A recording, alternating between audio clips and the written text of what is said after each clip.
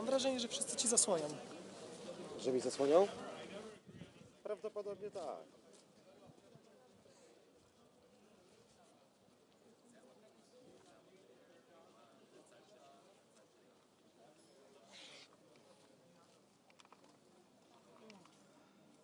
Patrzysz cały podest, czy twarze? Jeszcze raz? Portret.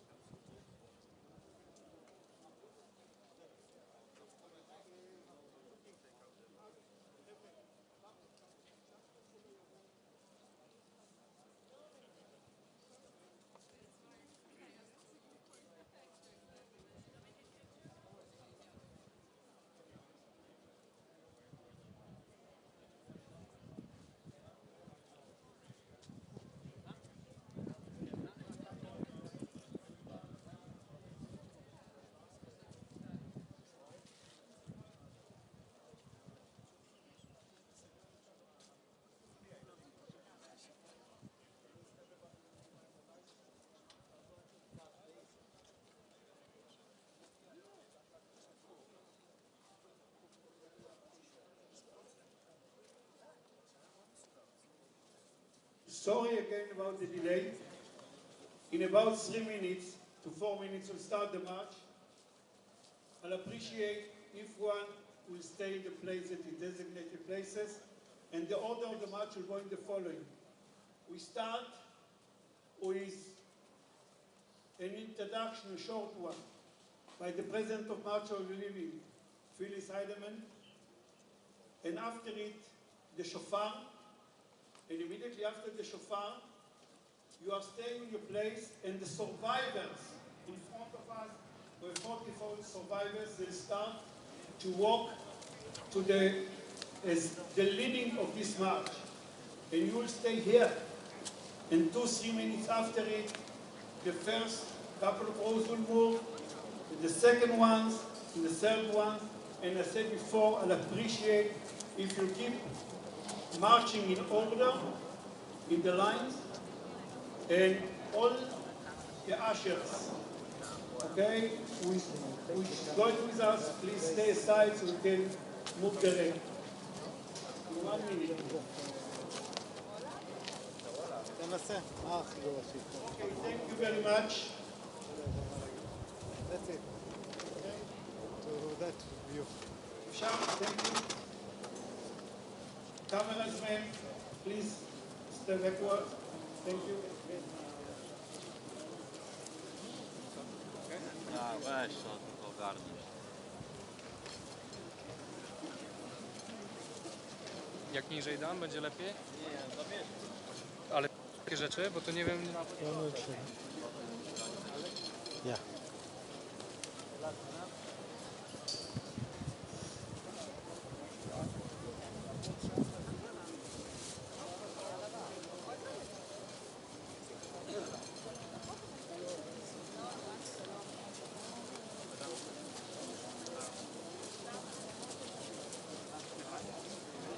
Okay, Stefan.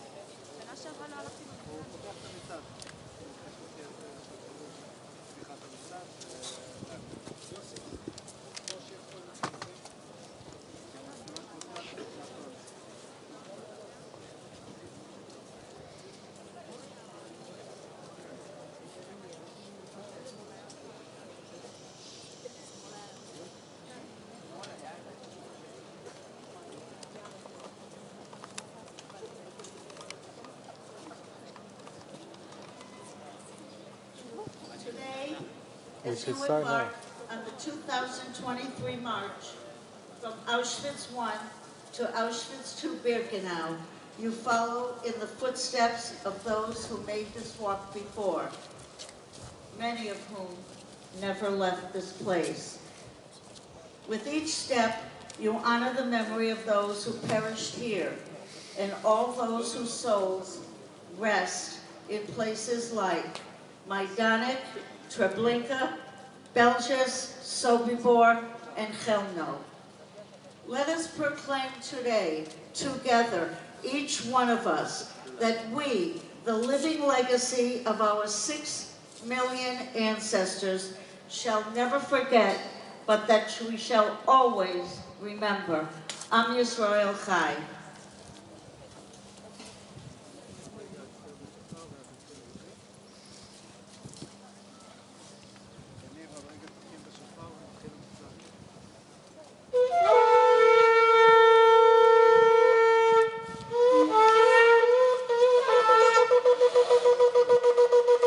We're here at the start, very beginning of the march itself.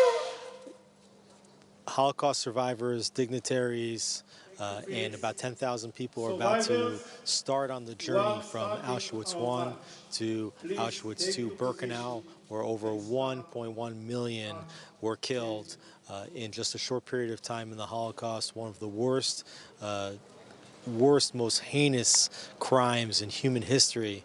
And this is the 35th year of the march underway. A very solemn moment for all of the marchers, seriousness, walking in the footsteps of those who have done this march for the past 35 years, and also walking in the footsteps of those Jews whose lives were ended, and those also who survived on these hallowed, holy grounds.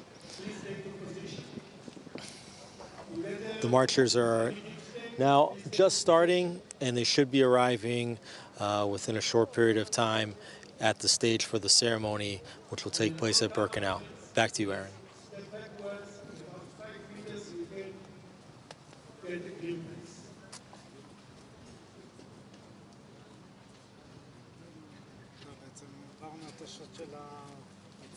The march will start. המצעד יחל. Please.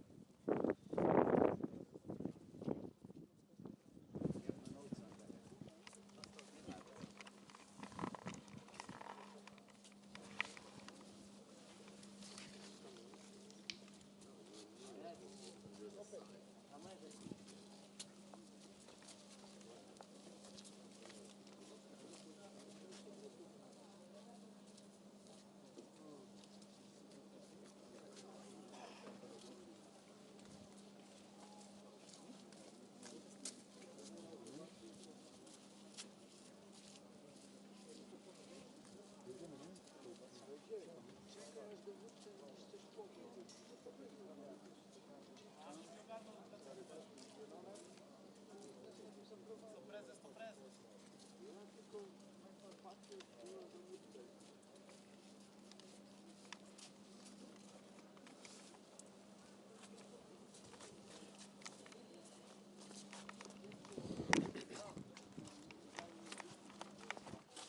job. Yeah. Survivors are going to pull off over here. Okay.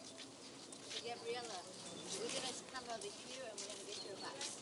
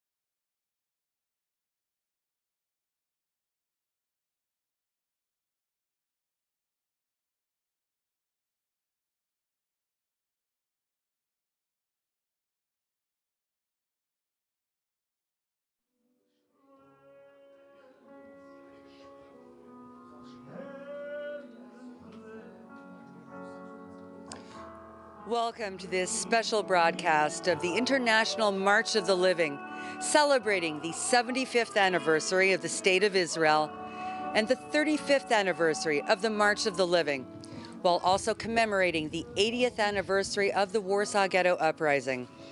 We are broadcasting to you live from the Auschwitz-Birkenau concentration camp. 40 Holocaust survivors are today leading the march, coming from all over the world to walk the 3.2 kilometers from Auschwitz to Birkenau, followed by thousands of Jewish and non-Jewish teenagers and public figures.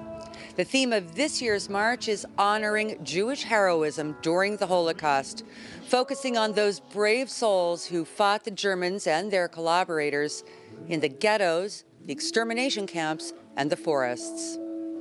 With us standing by in Auschwitz is Alex Trayman, Jerusalem Bureau Chief of the Jewish News Syndicate. And we're here with Ambassador Yaakov Livnei, who is Israel's ambassador to Poland. Thank you so much for being with us. Can you tell us a little bit about the importance of the relationship between Israel and Poland, specifically today? Well, Poland is a very important country. It's an important country today in Europe. It's an important country in NATO, in the European Union. And it is also an important partner of the State of Israel. And of course, one of the issues that are extremely central to our relationship is keeping alive the memory of the victims of the Holocaust, telling the story of the Holocaust exactly as it has happened. And the fact that we are here today in Auschwitz commemorating what has happened is very important. I know it's important for Israelis. It's also important for many people here in Poland. Tell me some of the efforts that are being taken to strengthen the relationship between the two countries. We have had, in the last couple of months, some good, important achievements. The Foreign Minister of Israel, Eli Cohen, came here to Warsaw, had good political meetings with the Polish counterparts. Tomorrow we will be having the visit of the Israeli president, Mr. Herzog. He will be coming to Warsaw to commemorate the 80th anniversary of the Warsaw Ghetto Uprising. Now, today, here, on the March of the Living, we have with us the Israeli Minister of Education. And of course, we on the level of the embassy are very much engaged on the political dialogue with the Polish government. We believe it's important. We believe it's important for Israel. It's important for Poland. We were able a few weeks ago to renew the youth delegations of Israelis coming here. So already today we have a large youth group from Israel who came to Auschwitz, and we'll be continuing and doing this. How helpful have the Polish been in facilitating events like the March of the Living? Well, the March of the Living, as all other events that are happening in Poland, specifically those related to the Holocaust, cannot be done, cannot be conducted without the Polish authorities, without the Polish government. So cooperating with Poland also on this issue is crucial. But it's also important because I think many people in Poland understand today that it's also the obligation of Poland to keep this memory of the Holocaust, which happened, much of it happened on Polish soil. It was not planned by Poles, obviously, it was planned by Nazi Germany, but it happened here. And it's so important today for us to be able to come, to touch, to see these places, these terrible places where the Holocaust happened. It gives a completely new dimension to our understanding, and it's important that we do this together with Poland. And this is what we have been doing. Ambassador Yaakov Livnei, thank you so much for being with us on the March of the Living. Back to you, Aaron. Thank you, Alex. Now the march is about to get underway, so let's go over to the opening ceremony of the 35th March of the Living.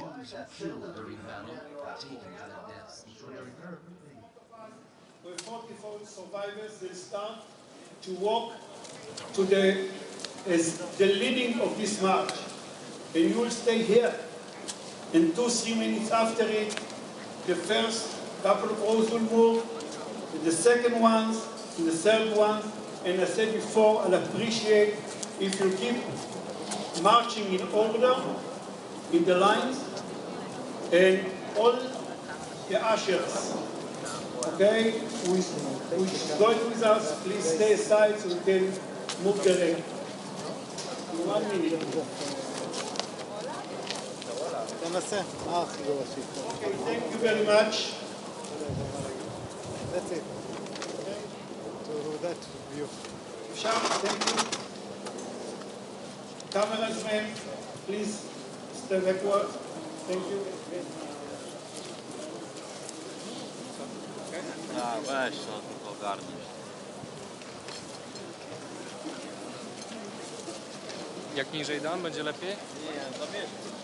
Ale takie rzeczy, bo to nie wiem...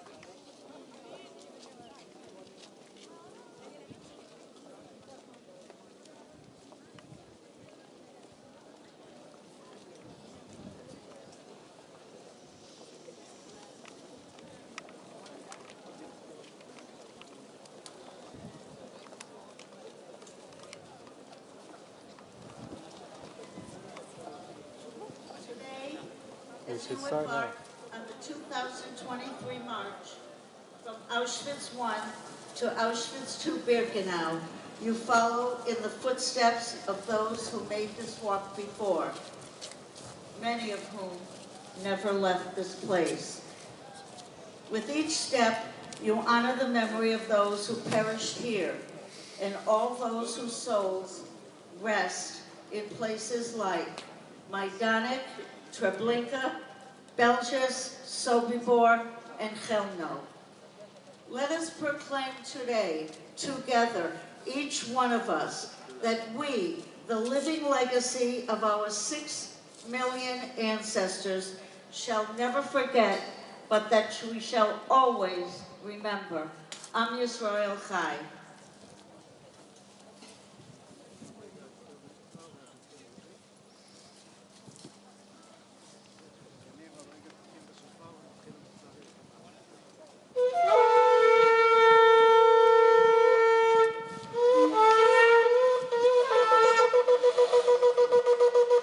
We're here at the start, very beginning of the march itself.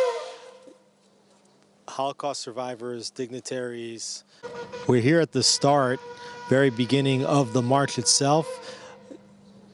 Holocaust survivors, dignitaries, and about 10,000 people are about to start on the journey from Auschwitz I to Auschwitz II-Birkenau, where over 1.1 million were killed in just a short period of time in the Holocaust, one of the worst, most heinous crimes in human history. And this is the 35th year of the march underway.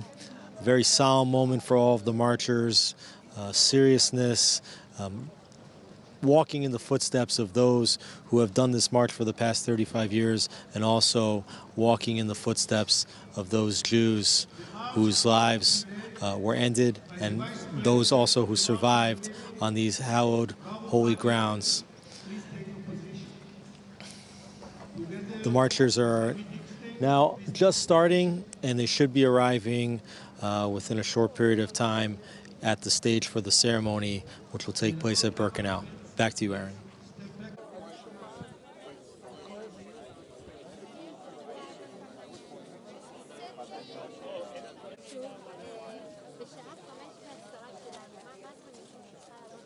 As we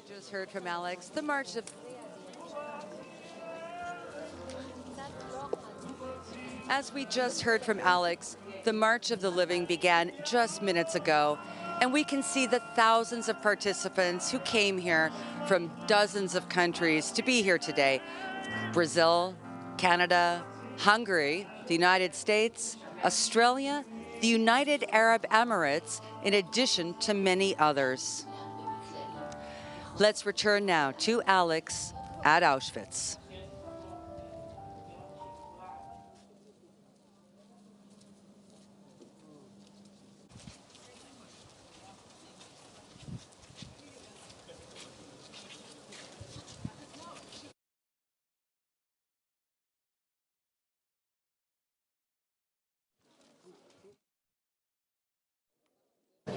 Thank you. As we discussed, this march is being led by 40 Holocaust survivors, and we have the great privilege of having one of them here with us right now, David Schachter from Miami. Not only are you a Holocaust survivor, but you have spent 2 years and 10 months here in the Auschwitz camp during the Holocaust. Can you tell me what it's like for you and what it means for you to be back here at the site where you experienced the most terrible situations imaginable? It is very, very painful. It is actually a horrendous part of my psyche, part of my experience, especially because I'm a Jew from Slovakia. And the Slovakian Jews were the first ones to be sent to Auschwitz. My family, we were rounded up on the Seder night of Pesach, 1941. And we were here at the end of January of 1941. We were here, I was here with my brother, whose name was, Hebrew name was Yaakov, and then in the Slavic language, Yaakov is Hakobo. We didn't speak very much Yiddish because our parents spoke Yiddish. And they spoke Yiddish or German if they didn't want the Yaldim to know what they're saying. But I came here with my mom, my mother, my two little sisters. One was 7 years old and one was 5 years old. I was 11 years and 2 months old when we were rounded up. But I had a brother whose name was Yaakov, but in Slavic it's Hakobo, and I always called him Hakobo. Why do you come back to this spot if it's so painful? Why do I come back to this spot? Listen, there's nothing special about me. I'm here because I had a brother who was 4 years and 4 months my senior. He was smart, He was strong. We lived on a farm. He was a farm boy. He was smart. He took a lot of beatings that were meant for me. He hovered over me. I'm here because my brother Yaakov, made sure that I survive. My brother Yaakov. How important is it for you to tell the story to second generation, third generation survivors and others who weren't here to experience what you went through? Listen, I am a fairly well-educated human being. I'm a withered person. The goddamn world at large didn't give a good goddamn. The world at large didn't care. Even a segment of the Jewish world used to use a miserable Jewish expression, Sorg dich nicht. Sorg dich nicht in Yiddish means don't worry. Don't worry. We still have an element in the Jewish world. Jews in America and in other places, but in America especially because that's where I live. There is a segment of the Jewish community that is bloody oblivious. Anti-Semitism is going out of its mind.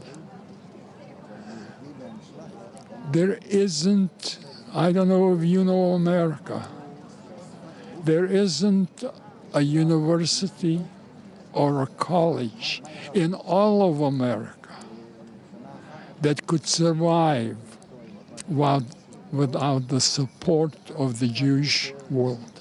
And what's your message to those Jews that support these types of institutions? And anti-Semitism is going out of their friggin' minds. And so many of my Jewish people, are goddamn oblivious. Don't worry. Don't worry. Don't worry. Don't tell it to me because I know. I lived it, you dumb son of a bitch. David, powerful messages. Thank you so much for being with us on the march. And this is not, listen, I have been to Israel 100 times. I have been worldwide hundreds of times. I survived, not because I'm special, not because I'm a genius. I survived because I had a brother called Yaakov.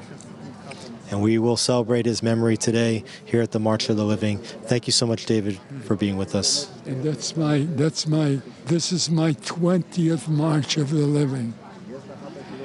And I have brought hundreds of thousands of Yaldim here. And all that I do for the last 50 years of my life is speak to all the Jewish kinder. And I ask three things of them. I want them to know who they are. I want them to know what happened to our people. But mostly, I want them to become my mouthpiece when I'm no longer here.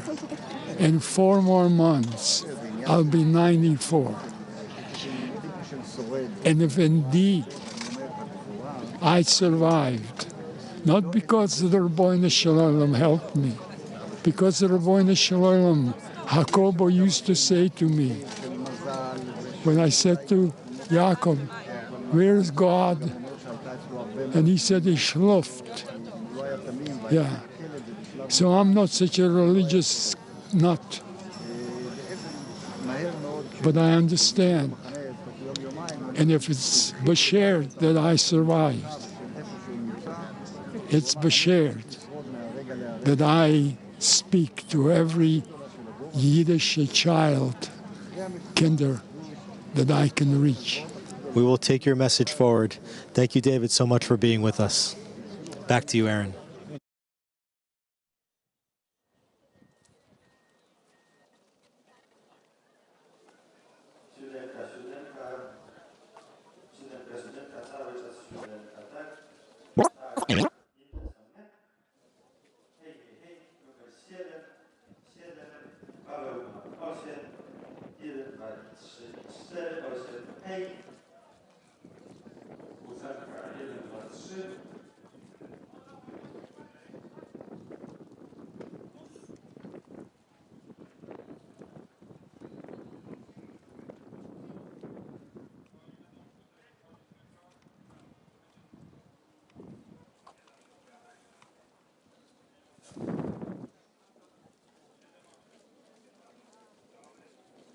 Thank you, Alex.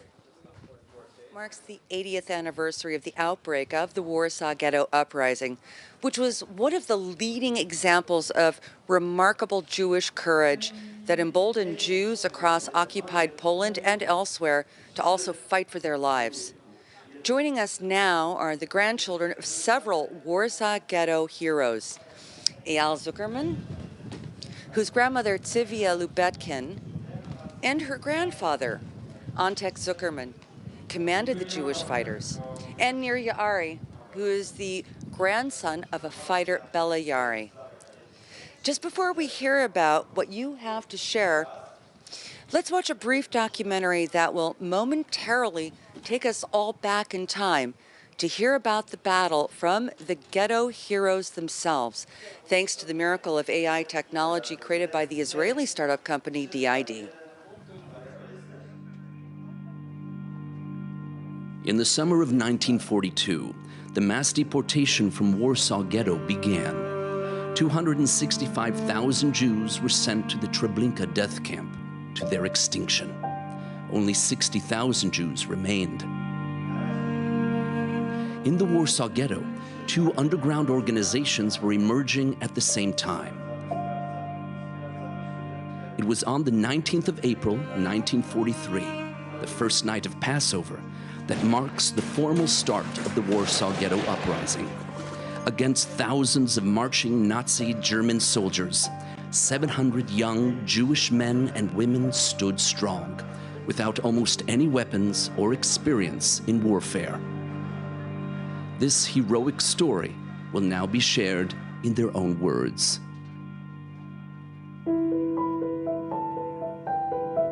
The day before the outbreak of the Warsaw Ghetto Uprising, the square and the streets of the ghetto were empty and abandoned.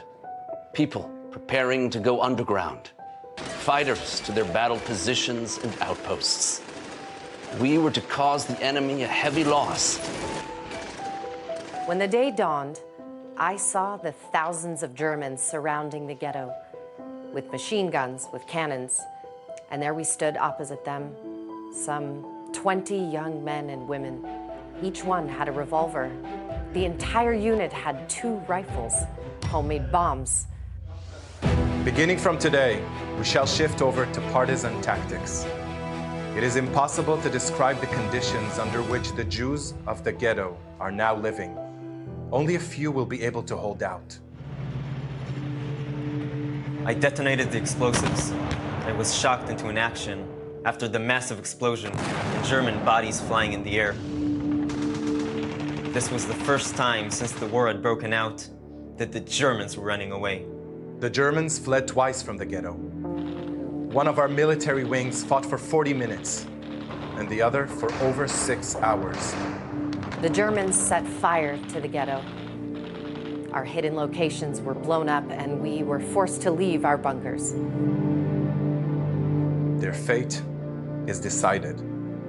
In almost all the hiding places in which thousands are concealing themselves, it is not possible to light a candle for lack of air. We decided that night to send a group into the sewer channels. I went as well. We walked for 48 hours. We opened the hole and people began to emerge and to climb into the truck.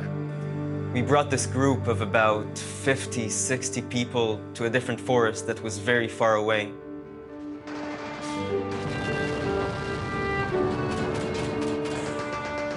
The rebellion lasted for about a month until the Warsaw Ghetto was completely wiped out. Most of the Jews were killed during battle or taken to their deaths in Treblinka. Only a small minority managed to escape and survive. The Warsaw Ghetto Uprising became a source of inspiration for millions of Jews in the ghettos, the camps, and the forests who were still fighting for their lives. The dream of my life has become a reality. Jewish armed resistance and revenge are facts. I have been a witness to the magnificent, heroic fighting of Jewish men in battle. Our fight will not be forgotten. We will live in the pages of Jewish history.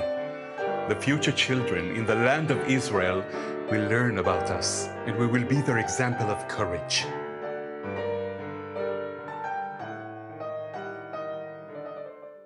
Eyal, what was it like to grow up next to two such giants who were legendary heroes, not only during the Second World War, but also during the rebirth of the State of Israel?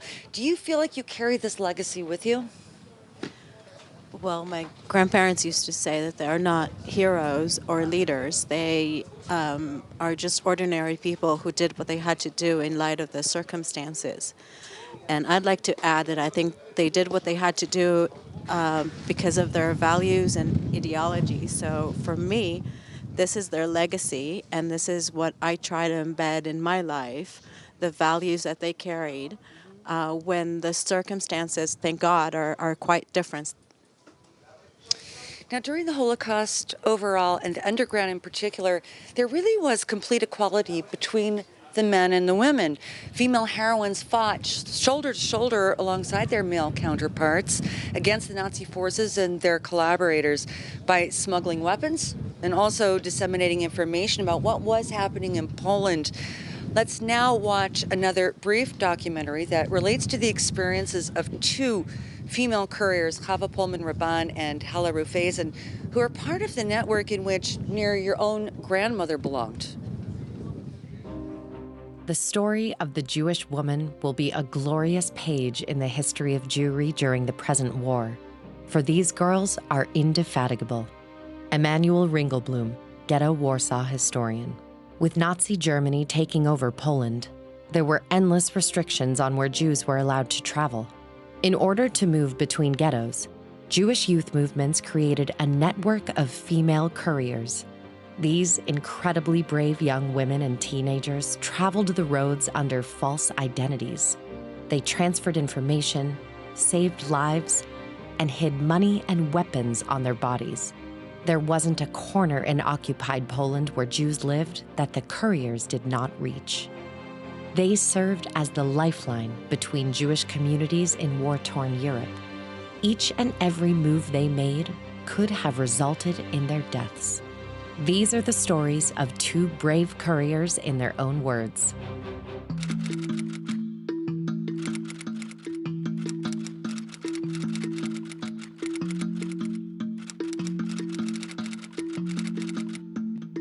I, Hella Batsheva Rufeisen, was the courier between the Krakow ghetto and the Warsaw ghetto.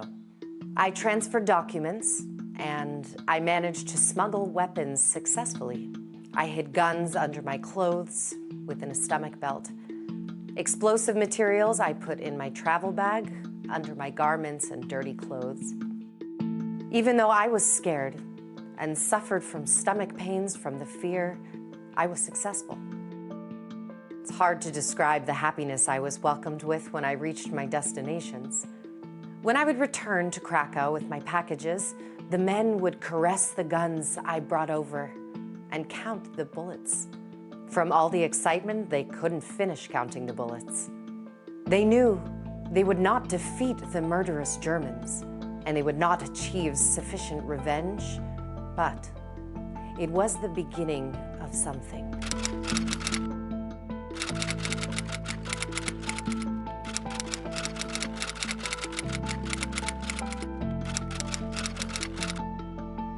set out on my mission and found myself amongst strangers, with no one familiar.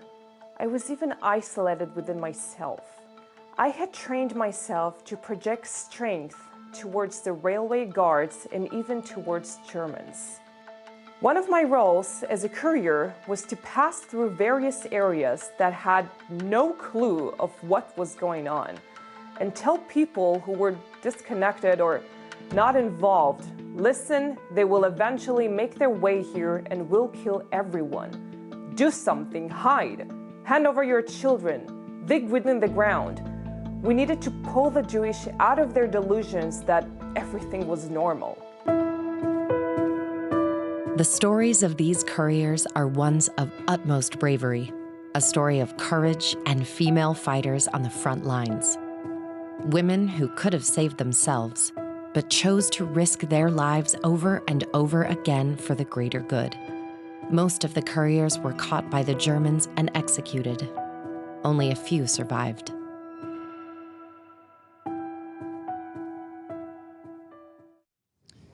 Nir, your grandmother, Bella Yaari, as we mentioned, was a courier in the underground, and as we just heard, she personally risked her life on a daily basis to help save her friends. Can you tell us a bit more about her and what you know about her heroic actions? And they're very heroic to most of us. Well, she didn't talk too much about her story, aside of writing a book when she arrived in Israel after the war. But now, these days, my family is investigating her story, and we discover on a daily basis more and more lives that she saved during the war. And she did smuggle guns, and she used, until the very last day of the war, when she got out of Leipzig, she saved so many lives of Jews and Poles. You must be really proud, and you as well. In fact, Eyal, do you think that the history regarding the memory of the Holocaust in any way fails to do enough justice to the Jewish fighters, that their incredible accomplishments and their heroism in some sense has not been fully appreciated or acknowledged? I think we can do a better job respecting survivors, especially the living ones, and also respecting heroism without classifying who is more of a hero. I think a mother hiding her child is a hero. A father getting on the train thinking it will help his family survive is a hero. Resistance anywhere, trying to survive is heroism. And I think we should not judge or classify. I think we cannot understand what happened, and we should just respect it and appreciate it. Very good point. Now, Nir, your grandmother was a prisoner here in this very camp where we are sitting today. How do you feel about being here today telling her story? And do you see yourself as someone who can pass hers and other people's experiences on to future generations? So my grandmother was here for about 2.5 years of hell. And being here, I am extremely inspired about her story and about the story of the people who've been here during the war. And to telling the story for future generations is tough as time goes by, and we are already almost 90 years after the war, but that's a challenge that I hope I can do. And I feel extremely important, that it is extremely important to do this task. How did she manage to survive for 2.5 years in Auschwitz-Birkenau? She was disguised as a Polish woman. She had fake documents, so even when she arrived, they didn't know that she's Jewish. For the entire time she was here? For the entire war, in fact, and it saved her life. One would think absolutely. Can you tell us more about the fate of your grandmother, your grandparents? Well, when the Warsaw Uprising broke, my grandmother was inside the ghetto leading a squad of fighters.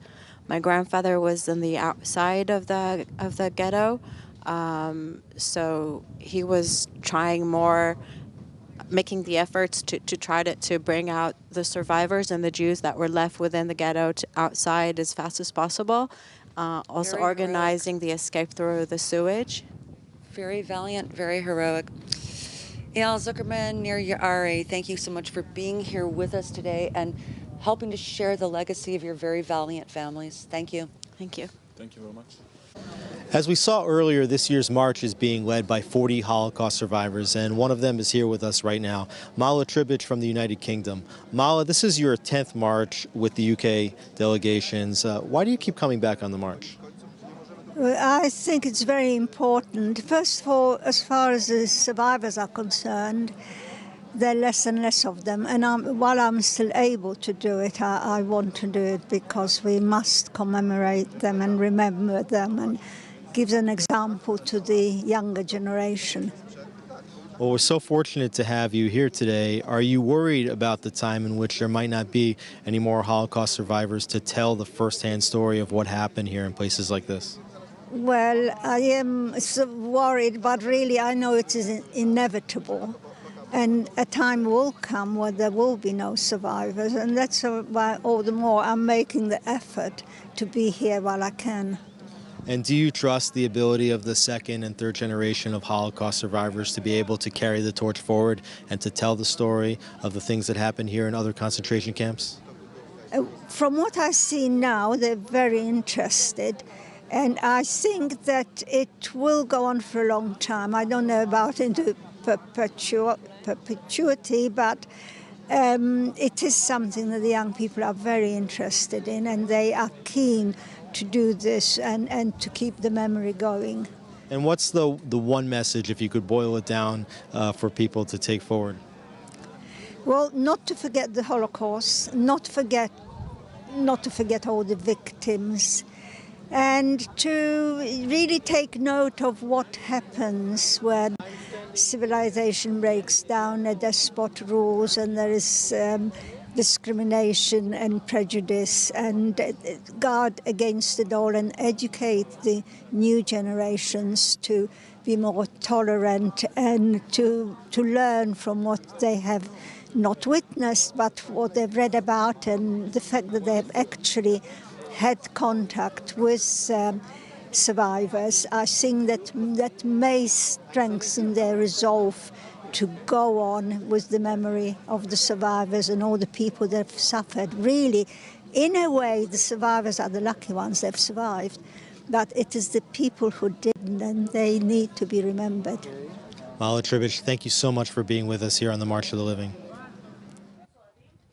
Not everyone is aware, but members of the underground throughout Poland and including right here in Birkenau led many triumphant revolts, even succeeding in damaging the crematoria sufficiently enough to stop Jewish extermination in some of the camps. Here too in Birkenau near the end of World War II, the Jewish underground managed to blow up a crematorium and inflict damage to their tormentors, the Nazis and their collaborators. One of those courageous heroes during that particular uprising was Zalman Gradowski, who was sent to Auschwitz in 1942.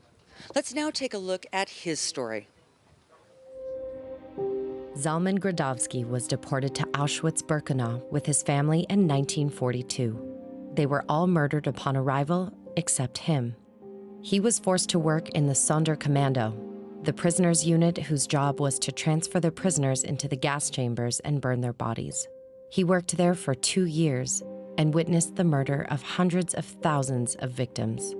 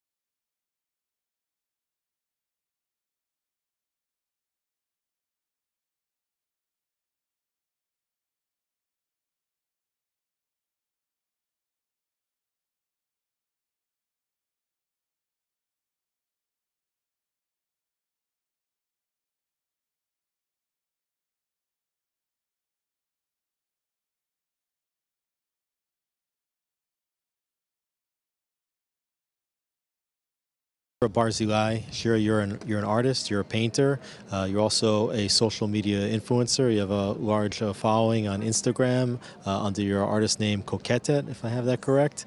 Tell me, we've seen social media be a haven for the spread of anti-Semitism. Tell me, as a social media influencer, how you hope to use your platforms in order to combat anti-Semitism. Well, I have to say it's not always easy. As an artist, I try to spread a message of love and unity. And I like to do it not as an Israeli, but as a human being. And I don't necessarily identify on social media where exactly I'm from. But when I do it, I get a lot of hate. And I get a lot of terrible comments. And I think that the way I cope with it is just answer with love, answer, with patience, and just share what I have, share my content. It can be very combative sometimes, so I try not to get too much in that field, and I just try and do whatever I feel in the moment. Shira, you're the granddaughter of Holocaust survivors, and you're here on the March of the Living together with your mother, who is a second generation of Holocaust survivors. Tell me what it means to you personally to be here and how you think that could maybe translate into some of your artwork. Well, I don't even know how that's going to funnel through. I'm kind of marinating right now. Right now I'm sponging, I'm the sponge. And then there will probably be a marinating phase, and whatever comes out, I'm curious myself. But it means so much to be here, especially with my mom. Her whole family was exterminated in the camp. So just being here with her, seeing the book, seeing our names, finding the names in the book of memory has been so emotional. My whole life felt really connected to Holocaust. I very much as a child remember vividly feeling it very strongly. And so I was very hesitant about coming here. This is my first time. But I feel like it's an important thing to go through as a human being, as an artist, as a Jew, as an Israeli, as a young woman. And it's very intense to be here with all these people. And what would be your message to other artists and to other influencers? I think, I don't necessarily like to advocate or to tell people what they should do, but I can only speak for myself. I have a platform, and it's my responsibility to use it the way to the best of my values and to the best of my beliefs, and so I try to do that. And I think that any person, whatever platform they have, should use their voice in any way they can. Shira Barzilai, thank you so much for being with us. Thank you so much. Thank you. Back to you, Aaron. As we can see, many of the participants have just entered the entrance to Birkenau from their march from Auschwitz. Let's now take a look at the 35th Annual International March of the Living. They're walking along the historic railroad tracks that brought so many inmates right here to this camp, where they were almost immediately exterminated. And as we just heard from our last interviewee, Shira, this can be an extremely emotional event for so many of today's participants, from the young marchers who have never been here before, to those who have returned many years in a row because they feel like it's important. And then we come to the Holocaust survivors who were imprisoned and tortured in this ghastly sight. And it really is so hard for the rest of us to even conceive of what those survivors endured. In my opinion, it's so very, very brave of them to return. And they do know that they're conveying their memories into the next generation and the generation after that, so that what occurred here at this site will never be forgotten. Joining us now is the chairman of the board for the Jewish Agency of Israel, the co-owner of the Minnesota Vikings, and the son of Holocaust survivors, Mr. Mark Wilf. Mark, your father was one of the founders of the March of the Living. Exactly 35 years ago, he walked on the same path that you're walking today. How do you think that he would feel if he was with us today, seeing thousands of young people from all over the world marching here? I think he'd feel proud and hopeful. I think he'd be proud of the young people coming here and learning, although it's a somber visit, and of course the tragedy, and we remember the 6 million Kadoshim. But the education, the learnings that these young people are going to get here, and to learn where intolerance and hate can bring us, and to see so many thousands of young people. He has so many survivors that I've gotten to know over the years, despite everything they went through, so hopeful. And I think these young people represent our future and our hope, and to take the memory of what horrible things happened here and to build a better future for future generations. You know, the scourge of anti-Semitism that ultimately led to the tragedies that occurred in this place are still not only present, but they're even on the rise in some countries. Can you tell me what the Jewish Agency for Israel is doing to combat the rising tide of anti-Semitism? Well, I think we have to be strong as a people. The Jewish people and the State of Israel must be strong, and the Jewish Agency for Israel represents that. Anti-Semitism is very much on the rise. And for instance, on college campuses, we have a program of shlichim, of shinshinim, of young people from Israel coming to our campuses, advocating for Israel, teaching young people in America and around the diaspora all over the world how it is to stand up and be proud to be Jewish and to be proud of the State of Israel. And those are lessons that we hope can be shared throughout the younger generations, people here learning what happened, and to share that intolerance, bigotry, prejudice can lead to horrors like this. A short time from now, you're going to be lighting a torch at the main ceremony of the March of the Living. Can you tell me what message you're going to be conveying when you light that torch? Well, the conveying is, you know, in the days of the Shoah, there was no State of Israel. There was no one, my parents and the people that, the refugees, the survivors, and of course the 6 million Kadoshim that were lost. There was nowhere for them to go, nowhere for them to turn. And I think we have to be on the 75th anniversary of the State of Israel, be proud of where we are as a people now, thanks to the fact we have a strong State of Israel, and to make sure we stay strong as a people and be thankful places like where my parents came, the United States of America, where there's freedom, where there's democracy, and the proper values are encouraged and flourish, that we have a chance to build thriving lives for the future. And the State of Israel, thank God, is strong and will continue, God willing, for years to come. Mark, thank you so much for everything that you do for the Jewish people and for being with us here today. Back to you in Birkenau, Aaron.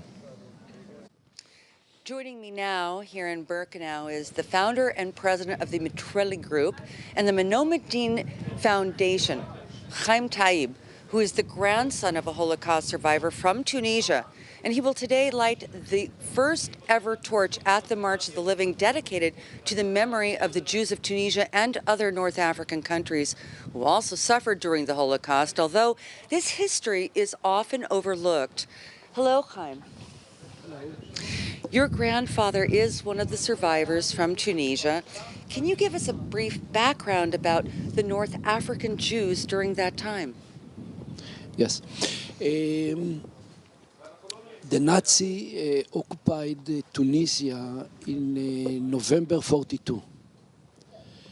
Some around 1,000 Jewish people died during this time. Do you find that many people just don't know that? Yes, yes. It's a shame, but yes. Yes.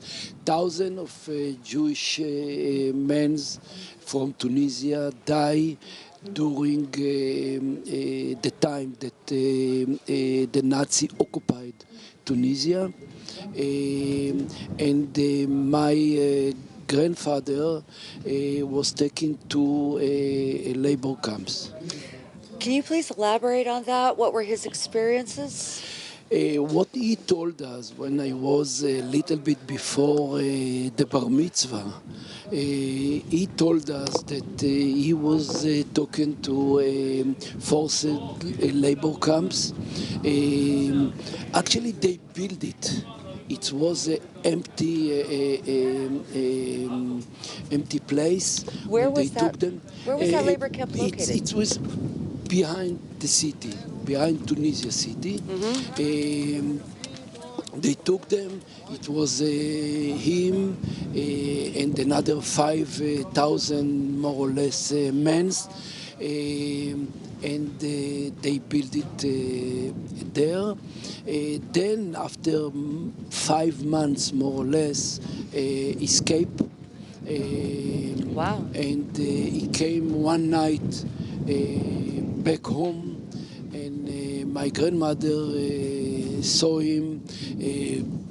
Skin and bone with the beer, and he was terrible suffering. Yes, terrible suffering. Yes. Today, you work extensively to develop the economy and education in Africa, building a bridge between the continent with the state of Israel and the Jewish people. To what extent is your activity linked to your roots? Yes, I tell you, my feeling it's that my parents came to Israel from Tunisia, from North Africa. What year? 47. Okay. Pre-state Israel. Yes, they built the state of Israel, and I came back to Africa 31 years ago. So for me, it's closed circle. And when I came to Africa in the beginning, I didn't understand what I'm doing here. But slowly, I became to mentalize that I'm here because I need to do the tikkun olam. I need to change and to help heal the world. Children. Yes, and help children to get food security, to get clean water, to get better education, to get better health, and that's what I'm doing there. It's really very touching. And you clearly speak English well. I assume you learned Hebrew in Israel. Yes. And what do you speak when you're in Tunisia? I born in Israel. My parents spoke Arab. And you learned Arabic. from your parents? Yes. It's terrific. Yes. Now, Africa has a history of genocide and very brutal and bloody wars. Do you think that the Holocaust has carried any impact there? I think so. I was in Rwanda. I saw the museum of the genocide of Rwanda. They talking also about the Holocaust of the Jewish people and other that happened in the world during the years. But yes, definitely, I think yes.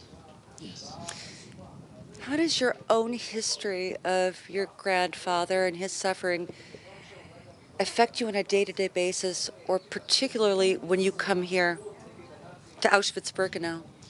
Yeah, I'm going to light in the first time the torch here in the memory of the 1,000 Jewish men that die in Tunisia. It's very emotional for me, but I feel that this is the mission. It's absolutely wonderful that that is being acknowledged today, and that you will light that torch. We will look forward to seeing you. Thank you. Thank you. Thank you so much for joining us, Mr. Taib. And now we go back to Alex live in Auschwitz. Also marching today with us are 15 police commissioners from Europe and the United States who are on a special program supported by the Miller Center at Rutgers University that aims to educate senior officers about anti-Semitism. Today, that education continues at the very site where millions of Jews were murdered as a result of the most vicious form of anti-Semitism in modern history. We're here now today with Paul Goldenberg, who is the Chief Advisor for Policy and International Policing at the Miller Center, Carl Heeren, who is the first commissioner of the Antwerp Police Department in Belgium and Chief Officer for External Affairs and International Relations, and Ben Heyman, who's the Chief of Staff of the Metropolitan Police Department in Washington, D.C. Carl, this is your second March of the Living. Why are you here again today? Yes, Thank you. It is indeed my second time because it's so important. I'm not here by myself. I brought some officers from the Antwerp Police Department, but the idea came last year when I attended to bring together some senior officers from all over the world. So I reached out to Paul, and he was so kind to put this delegation together, whereas we try to bring the message throughout our organizations worldwide, because it's a global issue and we want to face it globally together and stand together in facing hate crimes and anti-Semitism.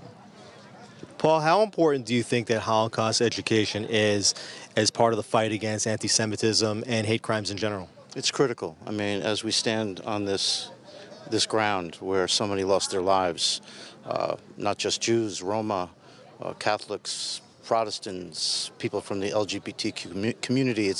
It's amazing that this is ground zero, literally, for what can happen if society allows hatred and bigotry to fester. And the police are very much a part of the social fabric and infrastructure of democracy, and the police can make decisions.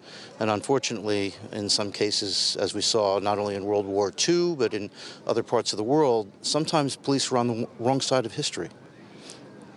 Ben, what is your purpose for being here, and what is the role of policing in combating hate crimes? Absolutely. Thank you for the question. It's my distinct honor and privilege to be here to represent the Metropolitan Police Department, and also to be joined by so many police colleagues from around the world. The Metropolitan Police Department has worked with our officers over the last 20 years on educating around impacts of the Holocaust and also hate crimes and very similar pieces to make our community safer and stronger. Today it's a very deeply personal journey as well, and to be able to represent the Metropolitan Police Department and men and women of law enforcement and learning how to not repeat history is incredibly important. Carl, are you seeing a rise in anti-Semitism in Belgium now, and what are you doing as a police force to protect the Jewish communities there? Well, hate crimes in general are an online phenomenon, as we saw in a previous era, physical attacks and Molotov cocktails thrown to synagogues, etc. We now see an online race of hate crime generally. And it's our job to have our detectives be very alert and to react on these online hate crimes, because it can easily become physical hate crimes. And this is something we want to prevent at all costs. Paul, you're going to be lighting a torch at the ceremony in just a little bit. Tell me the message that you're going to convey at the ceremony. We're going to stand today in front of 10,000, if not the world, as the world's police. And we're going to pledge that we will do everything in our power, everything in our hearts and souls, to ensure that we are very much proactive in the fight against hatred and bigotry. We have seen hatred go in just the last, we've seen, you asked about anti-Semitism, anti-Semitic crimes 20, 25 years ago, where it was scribbling and writing on the facades of Jewish institutions. And today you have heavily armed individuals who go from flash to bang online, on the internet, this thing we call social media, in a matter of seconds, and now are gaining entry to Jewish institutions and other institutions of faith, for that matter, and are causing havoc, pain, and mass destruction. So we're not in a great place, and we need to ensure that the police have a very strong role in understanding not only how to investigate hate crimes, but the impact that those crimes have not only on themselves, that's why we're here today, but on society as well. Officers, thank you so much for being with us here today at the March of the Living.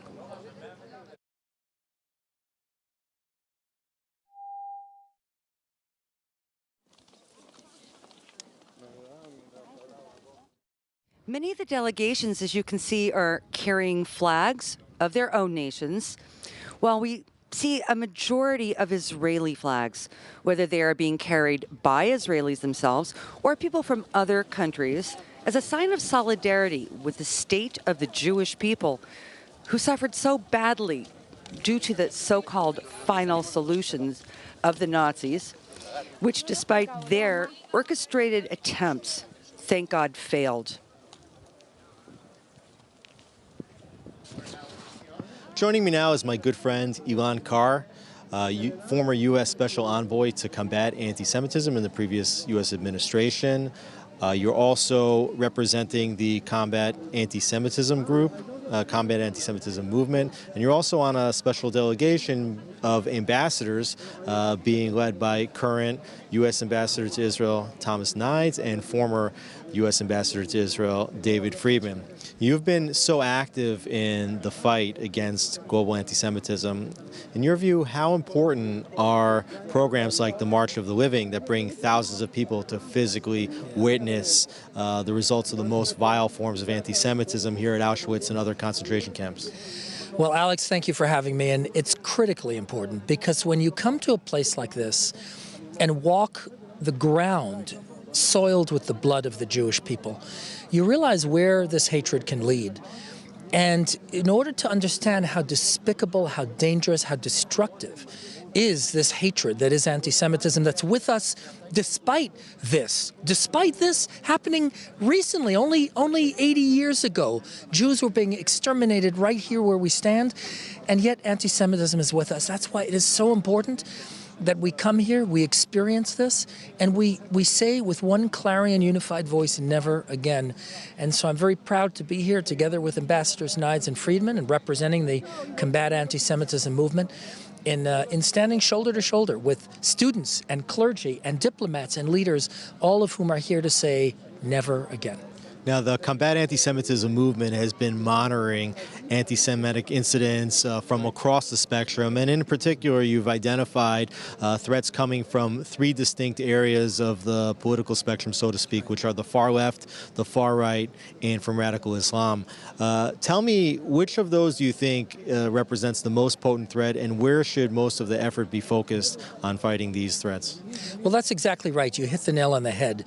What we're seeing is Jew hatred coming from three distinct ideological camps that, remarkably enough, find common cause in this hatred of the Jewish people, and that is the far right, which certainly is represented by Nazism, as we we're here in this Nazi ground, but we have far right groups today that threaten the Jewish people, and the radical left, which is a tsunami of growing anti-Semitism that is spreading throughout circles of leadership on campuses. I mean, what Jewish students have to undergo going to school, the hatred, the vilification focused usually on Jewish peoplehood and certainly on the Jewish state is despicable and a serious threat to our future. And then, of course, militant Islam, which is a continuing problem. And so what I said when I was in my role as special envoy is, look, if you really intend to fight Jew hatred, you have to fight all its variants. You can't pick and choose. You can't underplay or ignore any of the sources. You have to fight all of them because, at the end of the day, Alex, if you leave 2/3 or even 1/3 of a tumor untreated, the patient doesn't do well. So you either fight all of it or you might as well fight none of it. Well, the Combat Anti-Semitism movement and so many other groups now are engaged in the fight against anti-Semitism, and yet the tide of anti-Semitism continues and the number of incidents, soft and hard, are continuing to rise. What needs to be done that hasn't been done, and can all of these groups working together somehow find the cure once and for all for anti-Semitism? Well, I think absolutely we can, and if I weren't optimistic, I wouldn't be in this fight. I really think we can roll back this scourge, not just contain it, but really roll it back and defeat it. But it's going to take a lot of work. It's going to, first of all, take unity. It's going to take Jewish unity, which we certainly need right now. It's in short supply. But it also requires all of us to join together and to understand what we're fighting against, but also what we're fighting for. And this brings me to the crux of it.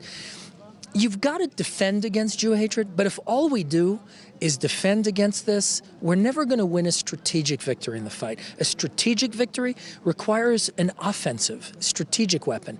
And that's affirmatively driving a philo-Semitic narrative to champion what the Jewish people have brought to the world, the values of Judaism that have transformed civilization. And when we talk about that, we're defining the haters. Far from allowing haters to define the Jewish people, we're defining the haters as standing against everything we've brought to the world. And look, there are amazing stories to be told. Right here in Poland, where we stand today, is a remarkable history that the Polin Museum, for example, in Warsaw, is a gem in bringing this out. 900 years of Jewish history in Poland, which is a wonderful, beautiful, transformative history. It's the same story in Germany and in France and in England and in Russia. And yes, in the United States of America, countries transformed by the Jewish presence and by Jewish heritage that played such an important role in the life and in the very identity of these countries. That's what we have to start talking about. And until we really start driving philo-Semitism, we won't really win a strategic victory in the battle against Jew hatred. Elon Carr, thank you so much. Take it away, Aaron. Thanks so much, Alex. Here with us now are the U.S. ambassadors to Israel, the current one, Thomas Nides, and his predecessor, Ambassador David Friedman. Hello to you both, and thank you so much for taking time to be with us today. Thank you very much. Thank you. Great to be here.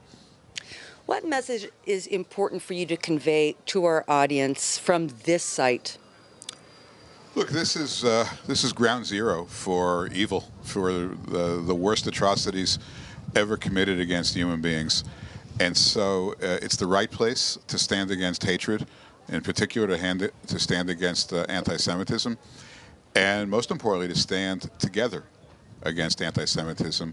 Tom and I, from different parties, different backgrounds, different political outlooks, nonetheless, we are very much standing together with no daylight between us in our fight against anti-Semitism. I think that, as David said, there has an enormous symbolism being here, and I feel it in my core as David does.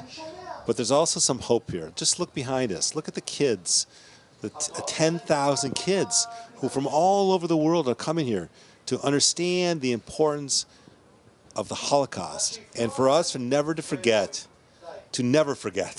And that's the message that we're all taking home tonight.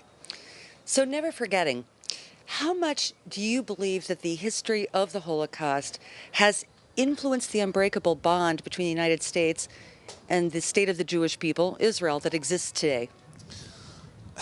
I don't think words can actually magnify how important it is. Obviously, at the end of World War II, and as you know, we're celebrating the 75th anniversary of the State of Israel next week. That is a hallmark of the outcome. The idea that we're all standing here, they didn't win, we won. Absolutely. The Jews won. Absolutely. And the country of Israel is stronger than ever. And the idea that we're here on the 75th anniversary is a testament to the strength of the Jewish people and the importance of America's relationship with Israel. Ambassador Friedman, would you like to add anything to that about the bond between Israel and the United States? Well, I think it's incredibly important and it's essential, I believe, to the survival of the Jewish people. Jews have lived for thousands of years with many things. They've had great discoveries, they've had great intellectual advancements, but they've never had one critical thing to their survival, and that's power. And Israel represents the first time in thousands of years that Jews have power, the ability to defend themselves, as every people must. That power derives from the incredible fortitude of the Israeli population in conjunction with the unbreakable support that comes from the United States. And so, we're really partners in this endeavor to make sure that Israel survives for 1,000 years and the Jewish people never again have to confront this horrific set of circumstances that occurred here in Birkenau and elsewhere in all the death camps. I understand that, Ambassador Nides, this is your first time visiting and marching, but Ambassador Friedman, you have marched before. I have. What do you tell others about the importance of the International March of the Living? Well, what I tell people is that you can be familiar with the Holocaust, you can read about the Holocaust, you can go to Yad Vashem, which is an incredible place, or the Holocaust museums in America, which are all very, very well done. But there's nothing like being here. I absolutely agree with you. I'm just going to interject because I'm sure you're feeling the same thing. This is my first visit, and I knew a great deal about the Holocaust. But being here, it's different. I can't. Listen, I'm here because David asked me to come here. I mean, obviously, no, but I'm honest. To be clear, David came to see me 6 months ago and said, I didn't even heard of the March of the Living, to be honest with you, and said there's a wonderful, beautiful thing that I went to 4 years ago. It's called the March of the Living. Thousands of kids show up in Auschwitz to walk from Auschwitz to Birkenau. Would you be willing to co-chair it with me? And I said, wow, absolutely. Fantastic. You know, a Democrat, a Republican coming together. This doesn't know partisanship, as David knows. This is about fighting hatred, fighting anti-Semitism, making sure that young people never forget. And there's nothing more satisfying to me as an American, as the American ambassador to Israel, as a Jew. So I'm honored to be doing that. We are unfortunately about to run out of time, but I'd like to hear briefly from you both. How concerned are you about the level of anti-Semitism in the United States, and do you believe enough is being done to combat that? I'm very concerned. By definition, enough is not being done because we have to keep fighting and end this scourge. There's lots of ways to do it. It's a longer conversation. Right. But I believe a lot of people are committed to fight this as never before. And any level of anti-Semitism is simply unacceptable. Any level is unacceptable. And then be clear. You know, we've got to do what we're doing today. Just look at these pictures behind us. This is what it's all. The future is not with David and me. The future is with the kids. And the kids need to understand it and need to fight it and understand it because the future is their future. And that's why this march is so important. Amen. Amen. What do you feel when you look at the young people? And then, of course, we have 40 Holocaust survivors leading the delegation today. When you imagine what it must be like for them. It's really impossible to put yourself in their shoes. We struggle with it every day. Two of my kids went on this program and were forever changed by that. As was my daughter. Yeah. But so, unfortunately, we need to tie up now. We need to let you go to the ceremony. I want to thank both of you very much for being here. U.S. Ambassador to Israel, Thomas Nides, and former Ambassador David Friedman. Thank you so much for being here with us today. Thank you for having us. Thank you. And we will now take another look at the March of Living in progress. We're here now with Pastor Larry Huck, the founder and senior pastor of New Beginnings Church in Dallas, Texas, and also the International Larry Huck Ministries. Your television program, New Beginnings, is watched and followed by hundreds of thousands of people around the world. You do so much to support Israel. Can you tell me about some of the activities that you and your community do to support and strengthen the state of Israel? Well, like just last year, we were able to raise and give to Israel over around $2.5 million for Aliyah. That's our main thing. We support and to help feed Holocaust survivors. We work with Magen David Adom for ambulances, and the purpose of that is that we teach people, number one, to love Israel, to love the Jewish people, and we have a saying, where your treasure is, that's where your heart is. And so as we get people to support Israel and stand with Israel, we see their heart growing towards the love of the nation of Israel and its right to exist. Despite your positive messages, violent and soft anti-Semitism is rising in the United States. You know, why do you think that's happening? Well, without getting too spiritual, I believe the attack that's always been against the Jewish people is an attack against God. That the Jewish people are the chosen race. They're the ones that gave the world the God of Abraham, Isaac, and Jacob. I read in a speech that Hitler made years ago, I was researching, why this? Why Auschwitz? Why this hate? And Hitler said something in a speech to his leaders. He said, as long as there's one Jew left on the earth, there'll be the presence of God. And so I know I'm making it probably way too simple, but I believe the hatred towards the Jewish people is a hatred towards the kingdom of God. And when we are able to address Christians and say, Jews and Christians alike, we're serving the God of Abraham, Isaac, and Jacob. And, you know, I know the statistics that say the number that anti-Semitism is growing, but I can tell you we have a couple million people that follow us, and their love for Israel and their love for the Jewish people and their love for the nation of Israel is growing, and it's like a snowball. It's like an avalanche of Christians' eyes being opened for the love of not only the land of Israel but for the Jewish people around the world. And how important is it for people to come and get Holocaust education, even to see the sites of the Holocaust firsthand, like here at Auschwitz, in order to better understand the growing threats of anti-Semitism that we now face? Yeah, I'll be honest with you, this is my first trip. I've been standing with Israel for around 30 years, and last year I had the great privilege of spending 2 hours with Rabbi Lau, Israel Lau in Israel, and he said, come with me, walk with me. And being here, you know, 6 million is a number that we can't get our head around. But when you look at what happened to people here, it's not just 6 million people were murdered. It's 6 million somebody's mom, somebody's dad, somebody's child. And I didn't realize that I would feel what I'm feeling here and to realize that this was beyond inhuman. And once again, I think it's a spiritual thing. It's for people to treat anybody this way is not human. And when you come here, and I've been to Yad Vashem probably, I'll be in Israel in 2 weeks, and this will be my 40th trip. And so I've been to Yad Vashem 40, 50 times, Holocaust museums around the world.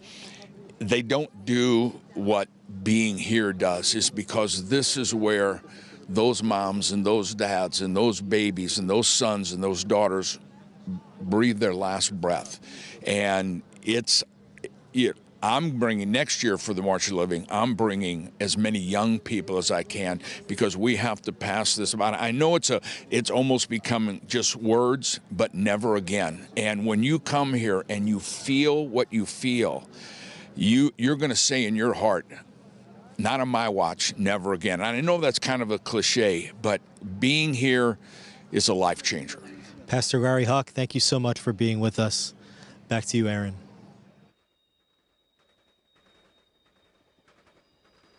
Look, we see so many people have already arrived at Birkenau. We see men in uniform. We see different police officers. We see the young marchers. We've seen the Holocaust survivors. It's just incredibly moving. We see people with the flags. When you can look right there, and that's where a selection once was. That's where they actually took Jews off trains and chose who would live and who would die. Right where those people we're looking at were standing at one time. It's very hard not to have tears in your eyes when you think what happened on these grounds.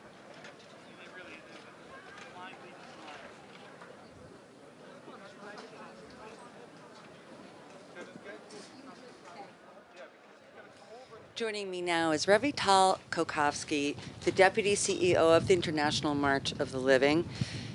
What can you tell us about the March of the Living overall? Hello, Erin. We're celebrating our 35th anniversary today with 10,000 participants that are come from all four corners of the globe. We have people today from Australia to Brazil, from Argentina to Germany, people that are Jews, and many of them are non-Jews.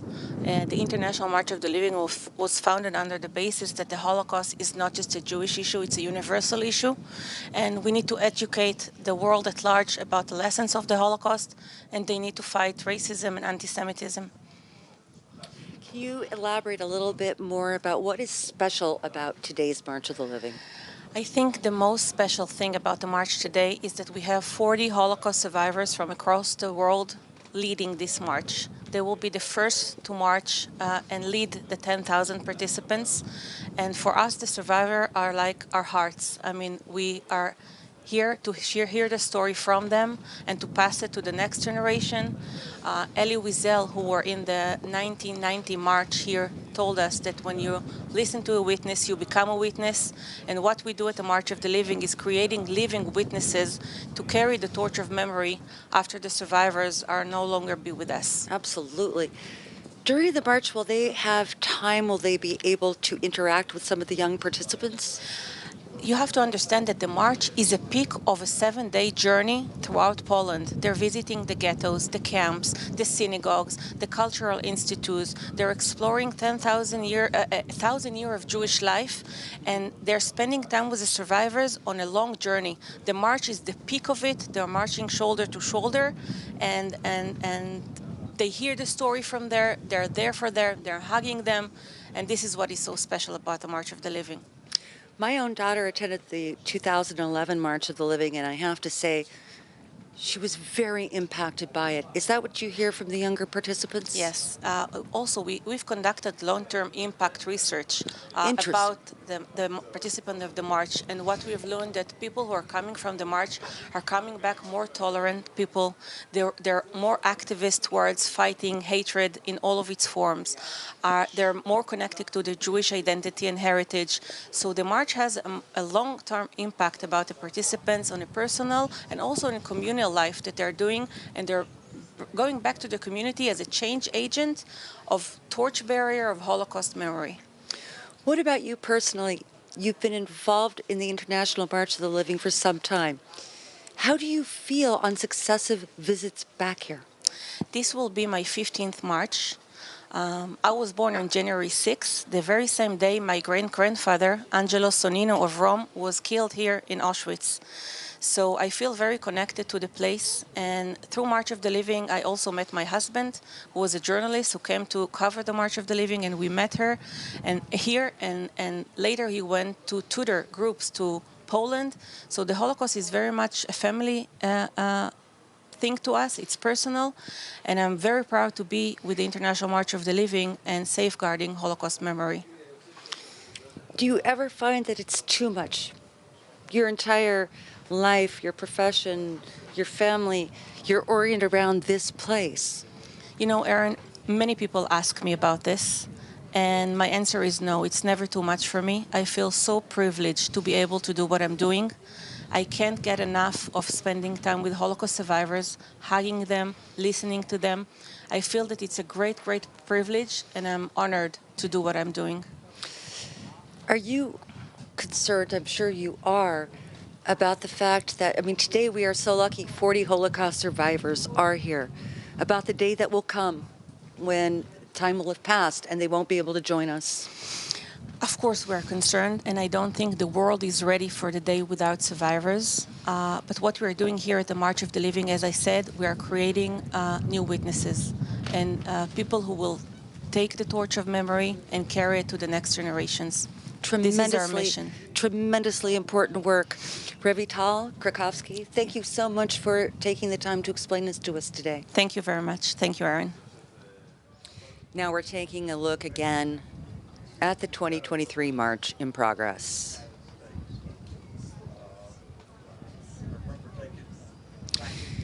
Joining me now, we have two survivors with us. And I'd really like to thank you both for being not only with me today, but thank you for being here. Thank you for coming and sharing your stories with the participants. I think it's so critical. We have Anita Caro, who was originally from what was then Poland, today's Ukraine. And we also have Rosette Adler Goldstein, who was a hidden child in France, but I'd like to have you share your stories. Tell us where you were born and how you survived. I was born in Lviv in 1938. We were taken to the ghetto. The ghetto in Lviv was a horrible place. How old were you when you moved to the ghetto? I was 3 years old. Unbelievable. And I had two sisters. One was newly born and one was 2 years older. The ghetto of Lviv was a place that had 150 souls, Jews interned. The ghetto of Lviv was a place where it was easier to die than to live. From the 150,000 inmates, only 200 survived, and I am one of them. I'm so glad. And Rosetta, would you tell us your story, Rosette, briefly? I was born in Paris, France, in 1938. My parents were originally from Poland, from Lodz. And my father had been thrown out of the French army. Why? Because he was a Jew. And he enlisted in a camp in France for working for the French and German interests.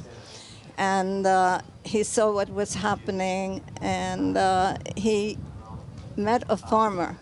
His name was Monsieur Martin. And he said to him, I have a 4-year-old daughter. You know what's happening. Would you hide her? And Monsieur Martin said, I don't know. I have to ask my wife. You know, it's very dangerous. And At the risk of their own day, lives. I'm sorry. At the risk of their own lives. Yes. And the next day, he came back and he said, I spoke to my wife. We have 3 daughters. We're going to have 4. And this is how I came to live with them. Oh my goodness. Can you tell me, why is it important for you to be here today? And both of you are traveling here today from the United States, from the state of Florida. Why is it important for you to be here today? It is very important for us to be here so we can tell our story, because through education and looking back to the past, we can prevent the future to bring us unhappiness again. My mother was a very courageous woman who saved 3 children together.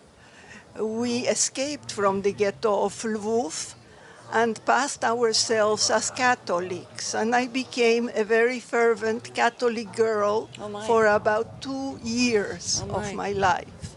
And it was even very difficult to go back to Judaism after the war. But I did.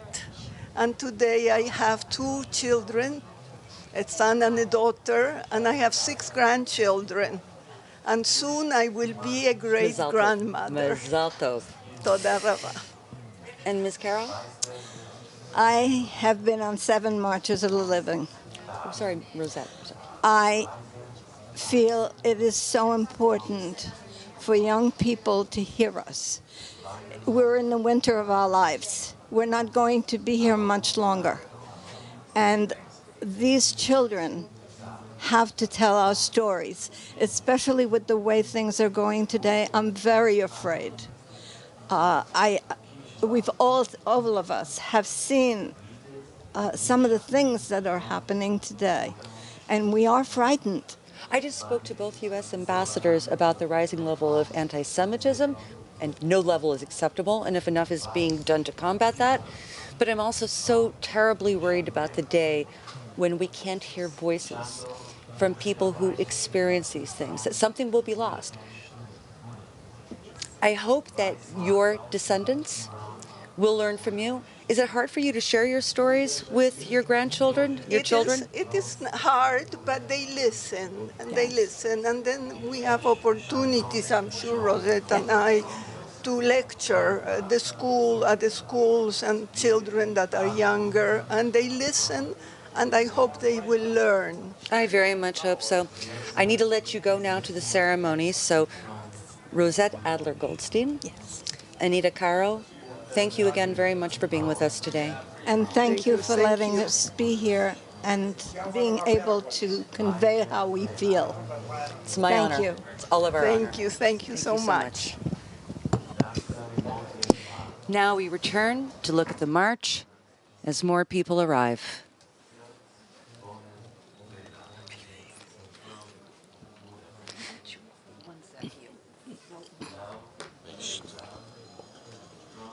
Blau Ella. Do I talk? Do I talk? Do I talk? Miklos from One of the most powerful moments of the 2022 March of the Living was the lighting of a torch of hope by Eitan Naislos, and a third-generation descendant of a Holocaust survivor, and the March of the Living ambassador to the Gulf states, His Excellency Ahmed al-Mansouri from the United Arab Emirates, who was also the founder of the first Holocaust memorial in the Arab and Muslim world, which is called the Crossroads of Civilizations Museum. Thank you, gentlemen, for joining me today. Thank you. Your participation here last year truly inspired millions around the world to believe that together we can defeat hate and promote tolerance. How did the march impact you? Exactly 1 year ago, immediately prior to coming to the march, I stood at the House of Lords in London, and there I accepted the torch of remembrance from Holocaust survivor Eve Kruger. And we had a historic first. We invited Caroline, a descendant of a Nazi, third generation. Oh my goodness. And there, we didn't have one dry eye in the room.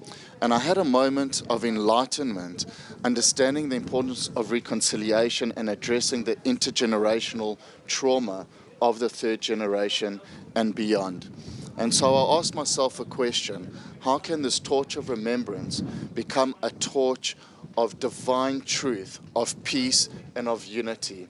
And how better form of an expression to invite His Excellency Ahmed Al-Mansouri to join me at the march, to lead the march on behalf of the third generation, and light the torch of remembrance as a symbol of peace and of unity. And so I walked in through the gates of hell with a friend, and I walked out with a dear Muslim brother. It's wonderful and very touching. And His Excellency? Thank you very much. It was a great impact when I came here at so many levels. At one level is personal level, also regional level, also international level. Personal level, it was very educative for me. I mean, to see it, to experience. I mean, the worst genocide against humanity, which was happened to the Jews at that time, coming from an area that we don't talk much about it. We have known about the Holocaust. We know about the Aryan Doctor and Hitler and what they have done, but I have never seen the experience. But when I went there, went to concentration camps, went to the places, still there are certain images that stays with me there, and helped me a lot also to improve my exhibition there about the Holocaust. And that exhibition, which we have started it in 2021, April 8th, that was Yom Hashwa at that time. And we had a commemoration, also the gallery. And we added more stories. Also, there's another side of it. It's the side of the hope, because for people who are denying Holocaust, for people who are refusing to talk about the Holocaust, this was something that it's a historical thing happened here. Being here, experiencing here, is totally much better than going to visit, simulations or museums on that, absolutely, as Ambassador Friedman was saying. So, but at the end, now we are together, Arabs and Jews, Muslims and Jewish people, hand by hand, side by side, swearing and having the covenant, the bond to stop and this to not happen again, never ever to happen again.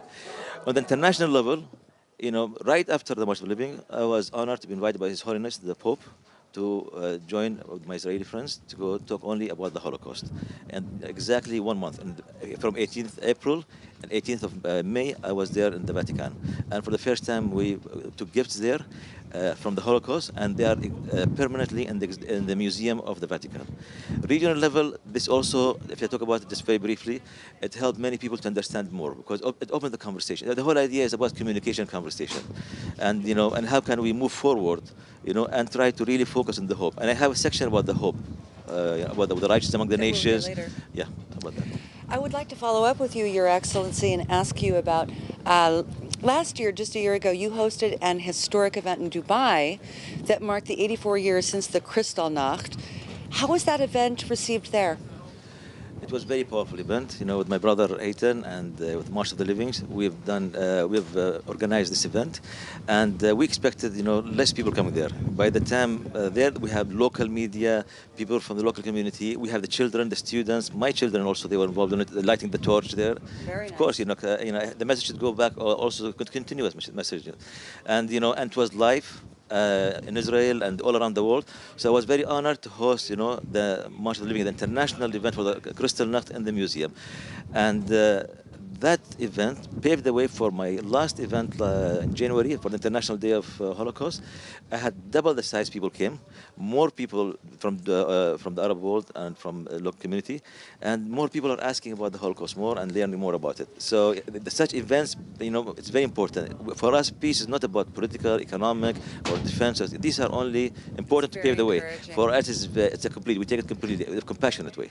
Eitan, exactly a year ago, you stood here with a shoebox containing memories that your grandmother had during the Holocaust. Just a few months after that, you joined the March of the Living, the campaign specifically Soul to Soul, a campaign that's dedicated to the restoration of the deteriorating shoes of children who were murdered during Auschwitz, particularly here in Birkenau. Can you explain the significance of that mission? Does it bring you any kind of a solace over what happened to your grandmother and millions of others? About 3 years ago, I was sitting in my mother's lounge, and there I discovered a shoebox of memories that my late grandmother, Tamara Zisserman, of blessed memory, left for us. And there she chronicles her harrowing survival story. At the tender age of 11, the Nazis rounded up her entire family, the entire Jewish community in Belarus, marched them to their graveyards and shot them dead or alive, buried. And the Chodasevich family, a religious Christian family, saved her. They hid her in the chimney. And they paid the ultimate price when the Nazis discovered them for their role, marched them while they were holding their 6-month-old baby to the very graveyard where my family are buried, and shot them there. That is just unbelievable. I know we'll hear more from you later. I could talk to you far longer, but right now we need to go to the next event. So thank you both so much for being here with us today. Thank you. And right now we see so many people gathered around the entrance to the Birkenau camp. Again, if you're just joining us, they are walking right along the railway line, the same place that the actual horrific cattle cars they were packed with so many people who'd gone some days and sometimes weeks without water or food. People had died along the journey because it was so horrific. Then they arrived here where they were unloaded. And joining me now are two more survivors who are with us today.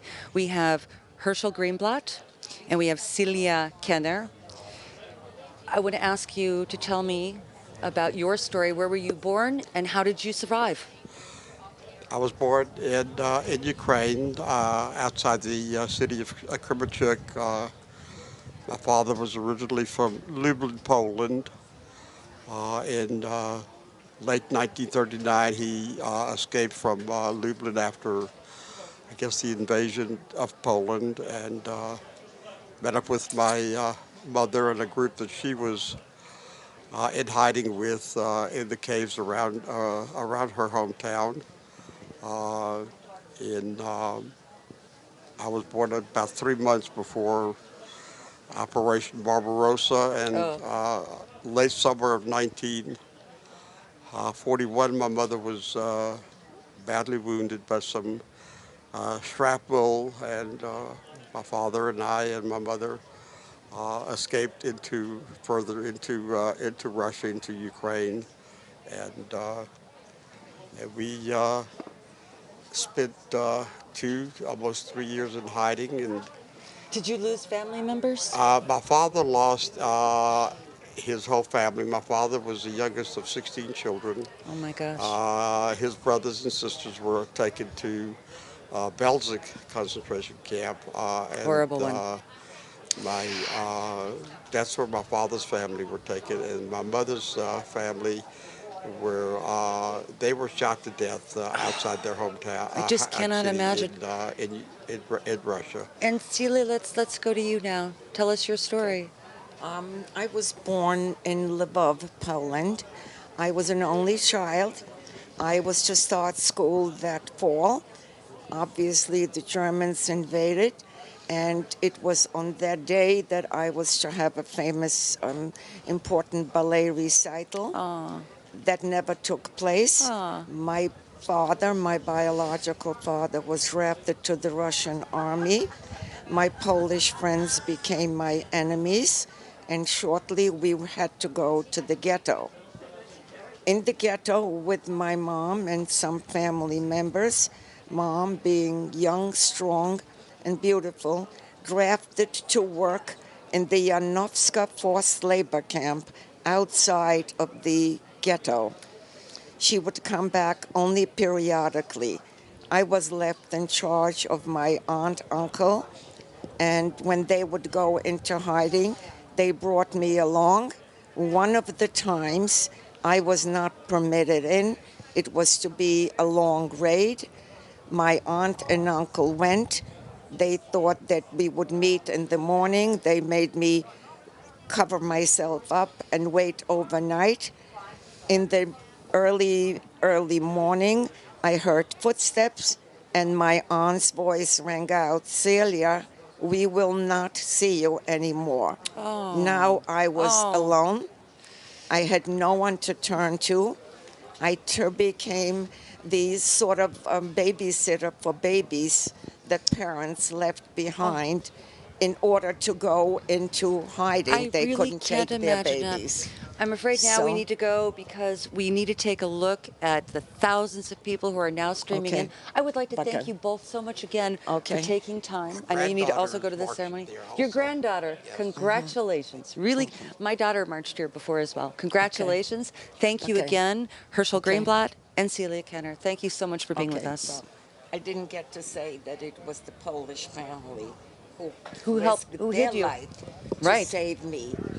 They saved me, and a family like mine was hung out the window across the street. So they put me in their barn, where unbeknownst to me, they were hiding my mother. So now mother and I were reunited in a barn, which the family did not know about, only my Polish mother. Eventually, we were reunited after the war, my father from Russia, my mother and I, as an intact family. Wow, how So- unusual and how fortunate. Absolutely. Thank you so much again Okay. for sharing with us in such a brief time. Okay. So many poignant moments. Thank you for And I doing would like what to you're mention, doing. in case you need to hurry, that the official ceremony will begin, I've just been told, in about 5 minutes.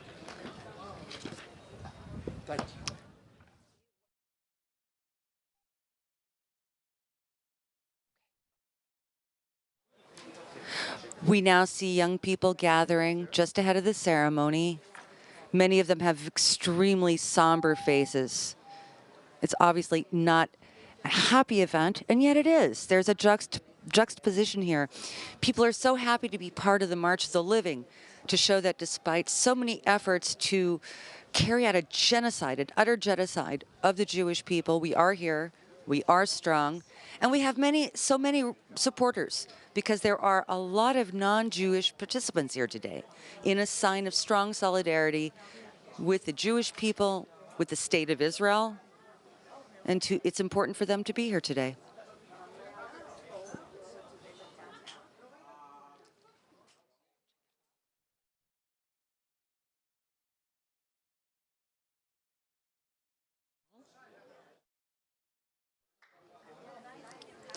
Joining me right now is one of those young participants, Jacob, last name Spall. And tell us why you're here. Do you have family members who are survivors? So I do not have any survivor family members, but I'm here with the Los Angeles delegation. There's about 170 teens who all come together. 170? Yeah, who've all come together to kind of experience the march in this kind of surreal experience. And Is this part of your high school programming, or is this separate? so it's separate. All Jewish teens from kind of the surrounding high schools can come together and take part in this amazing trip and kind of really understand what happened and hear stories from survivors. Do you have family members? I do not personally. Are you Jewish? Yes, I am. And so through your Jewish education or your family, how important has the Holocaust been in growing up and understanding about it? How much of a focus has that been for you? It's been very important. I feel like a lot of people nowadays are forgetting about it and people don't hear about it enough. So my parents and friends have really stressed to me that you need to learn about it more, you need to share the story and speak about it and educate others. I remember when I was your age, and I was raised in Colorado, spent most of my life in Israel, but I remember some of my contemporaries, my peers, had never heard of the Holocaust, which shocked me even then. But do you encounter that? Rarely. Living in Los Angeles, there's a lot of people, Jews and people who've heard about the Holocaust, but True. there's definitely people who've heard of it but know nothing about it. I can completely understand that. Sorry, we just couldn't quite hear you, so I'll help you there. And there's a lot of wind, as you can feel it. But so this is your first visit here? This is my first time, yes. How have you been feeling so far? If you can share with us what you're experiencing. It's been amazing. It's a very unique feeling. It's kind of hard to describe. It's surreal, but at the same time, it's like meaningful because I'm able to meet survivors and see kind of firsthand what happened. You know, I completely share that with you. It's also my first visit here. I knew a lot about the Holocaust, but being here is different. And I don't know if anyone's pointed out to you, and our audience can't see it, but right to the immediate right of us is one of the crematoria, and there's also one over on the left. So we are right between such ghastly and unimaginable sights. So it's different to be here and feel that, isn't it? Very much Than so. to see a photograph. Exactly. My whole life I've seen videos, movies, photographs of concentration camps in Poland, and I've now firsthand seeing it in person. It's amazing to see what I've been seeing on TV, but in person it's just a different feeling you can't describe. So you're one of the younger generation that, you know, my friends refer to as the Instagram generation. And sorry to tell you, but, you know, they're used to TikTok and click, click, click. Is it hard for you or your peers to, or any of the participants who've shared thoughts with you, is it difficult with many young people to connect and remain interested, for example, in a documentary or a book, or a film? Because Well, I know for me personally, it's something that's very important to me and I kind of find dear to my heart. So when anything concerning the Holocaust comes up, it's a lot easier for me to kind of sit down and focus. But I've noticed a lot with my peers that just even like when our survivors are talking, just listening to them and not going on your phone, people have trouble doing or not talking to their friends. So it's kind of hard to watch sometimes people not give their full respect and understand that this is kind of a once-in-a-lifetime opportunity, and we're probably going to be the last generation to be able to speak with survivors in person. Absolutely. So, did you happen to, as you were marching today, meet with any survivors, spend time with them? So not while I was marching, but we have one on our bus who we were able to speak to today and hear her stories, which is very amazing, and ask questions, which is pretty cool. It's like incredible endurance that these people demonstrate after what they've been through. And I cannot imagine how they feel coming back to these places, to revisit them where they lost family members and siblings and sometimes their own children.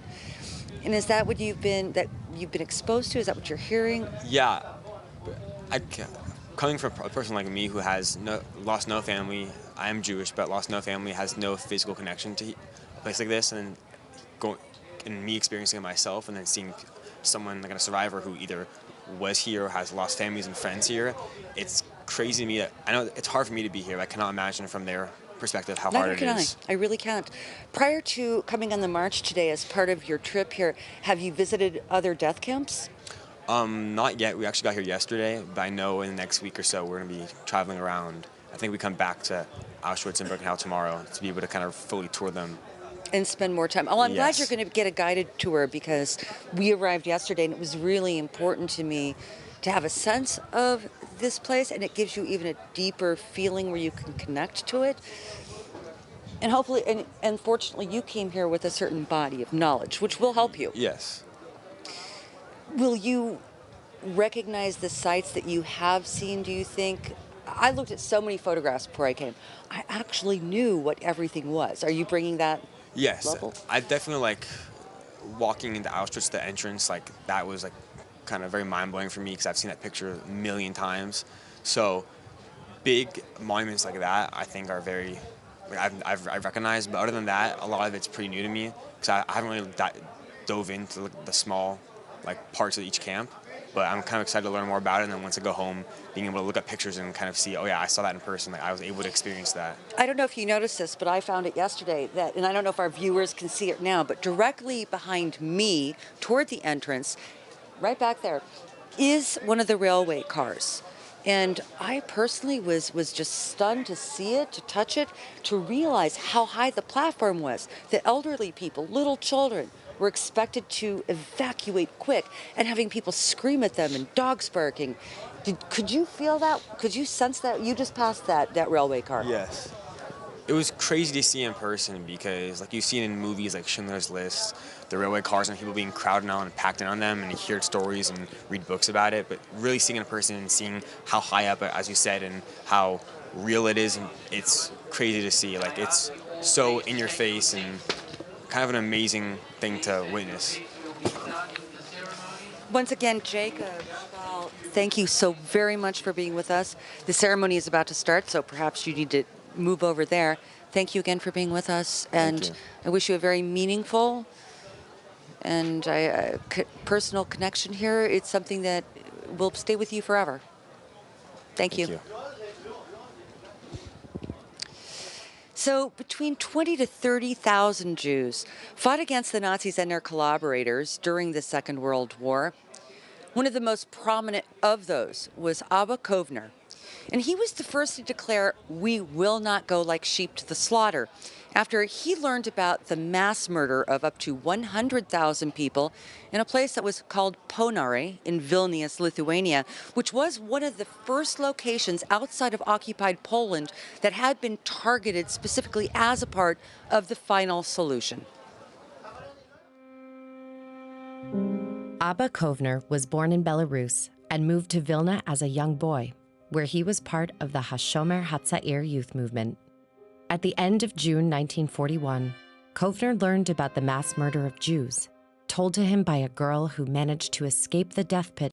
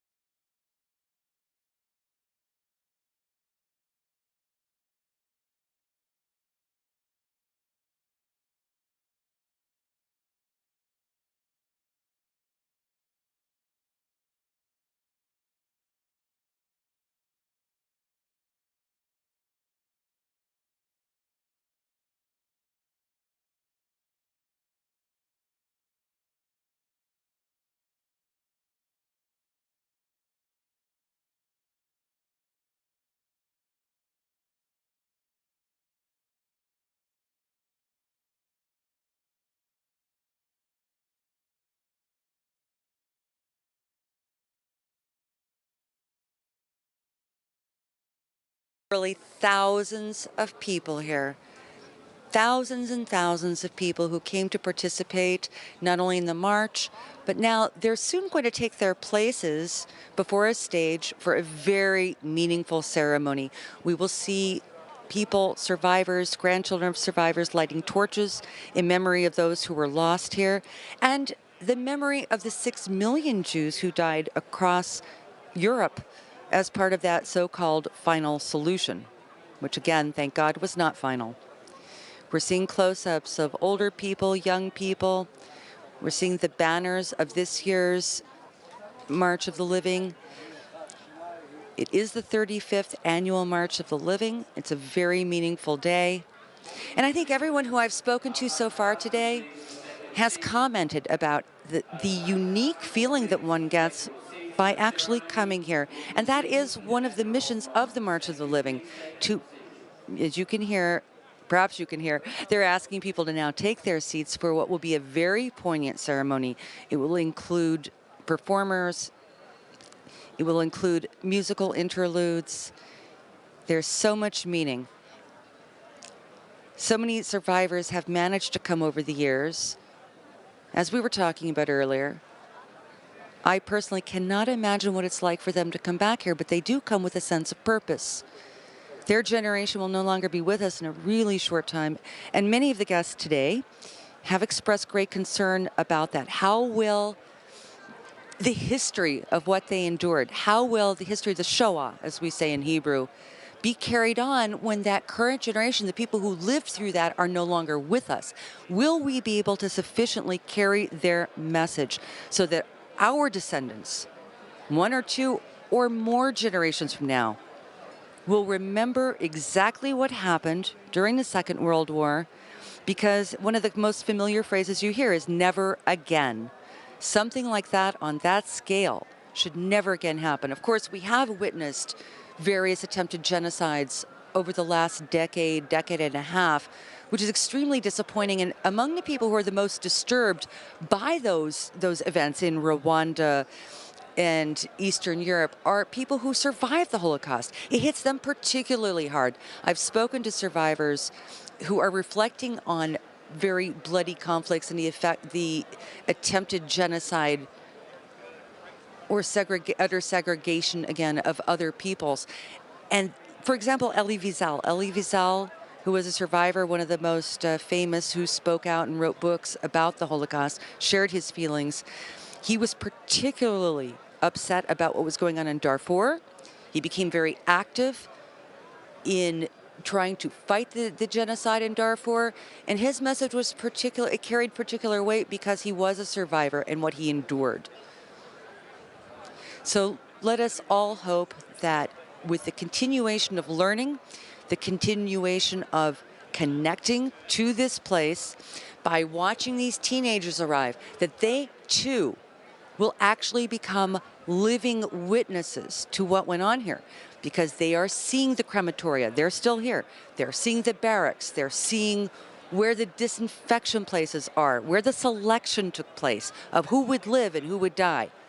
As I mentioned a little while ago, seeing the actual cattle trains that brought people here, and the number of people who suffered tremendously, not only during that journey, but who couldn't even survive that journey.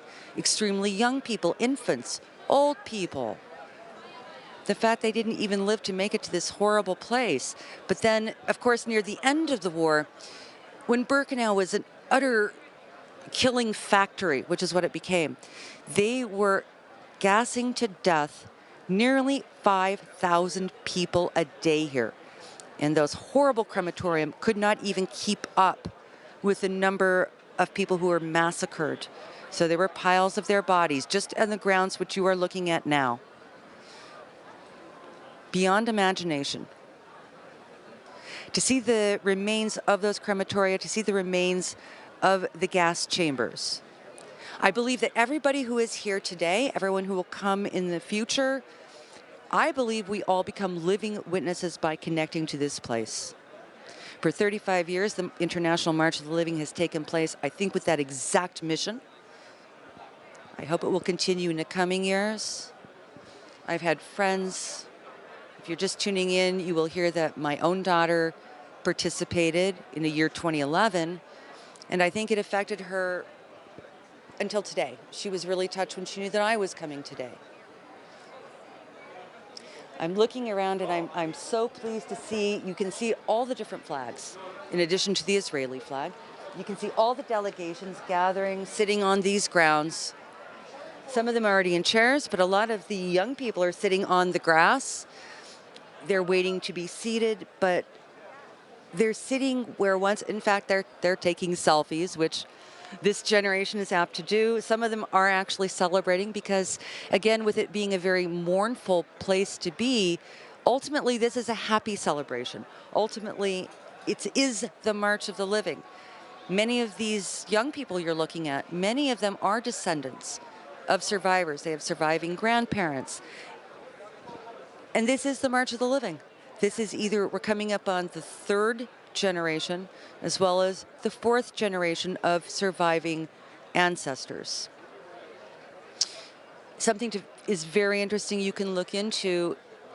There have been a lot of psychological studies about not just the trauma of someone who went through the camp experience or survived the Holocaust in one manner or another, but the incredible impact that had on their children, hearing their parents' stories. And now there are studies being done on the impact that the Holocaust had on the third generation of Holocaust survivors. Because it's something that is carried with you. It's something that carries down through the generations. And as the young participant I just spoke to commented, he had no personal connection to this place, but as a young Jewish fellow, he knew about it, he's been educated about it, and he wanted to come here and to learn. Joining me now is Alex Trayman, who you saw at the beginning of this broadcast and several times throughout, who was stationed in Auschwitz at the beginning of the march. Alex, how is it? You've been here many times before. How it was today for you? Was there anything different about today? Well, this is my second time here. It's been 4 years. And every time is really like the first time you've been here because you're reliving a piece of history that is just beyond logic, beyond sanity. And when you come back to this place, you go into that same deep emotional feeling. And I don't think, maybe some of these people that I met, survivors that have been here for 20 years now in a row, you know, they've gotten used to it. But I don't think this is really an experience that you can get used to. I agree. Where we're sitting. Thank you, Alex, for sharing what you felt today.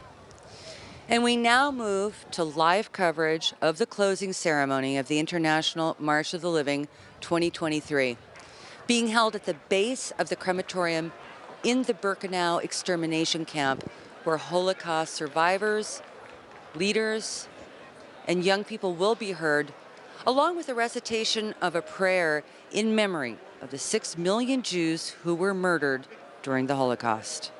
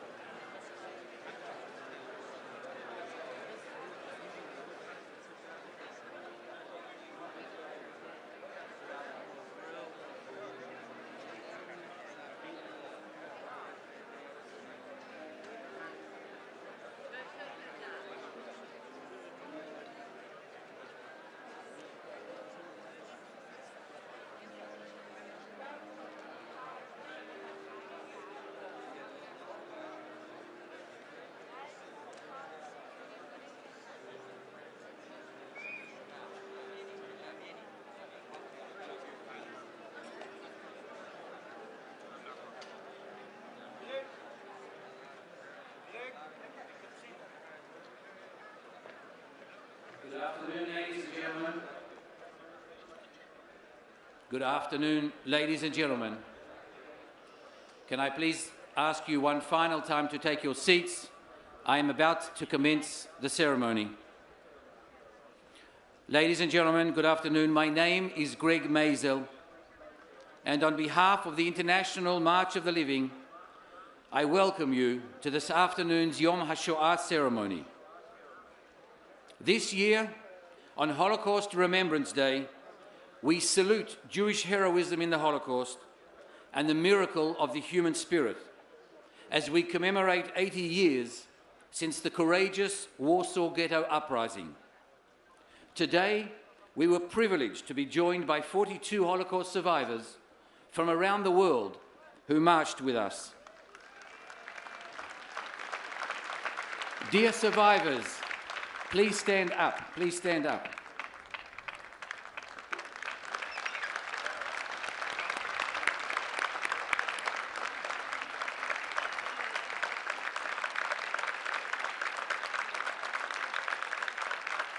Thank you.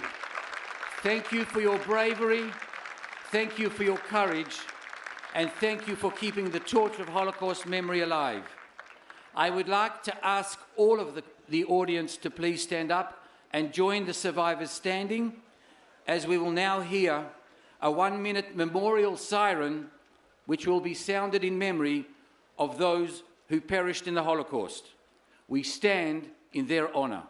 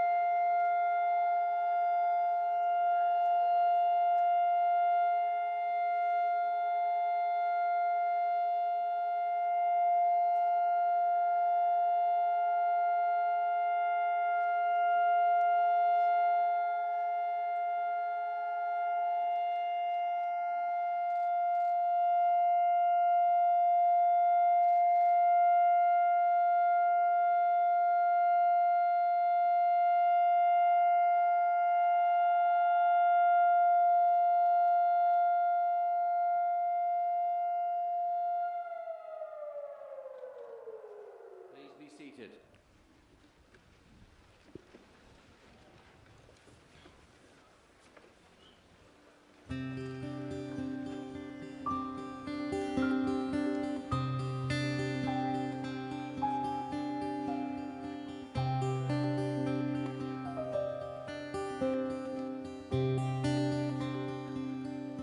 Hello, darkness, my old friend. I've come to talk with you again, because a vision softly creeping left its seeds while I was sleeping, and the vision that was planted in my brain still remains within the sound of silence. In restless dreams I walked alone, the narrow streets of cobblestone, beneath the halo of a street lamp. I turned my collar to the cold and damp. When my eyes were stabbed, the flash of a neon light that split the night and touched the sound of silence. And in the naked light I saw 10,000 people, maybe more.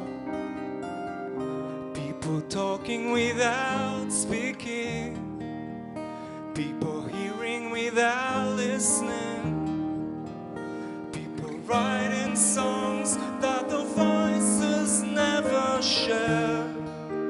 No one dared disturb the sound of silence. So fool, said I, you do not know.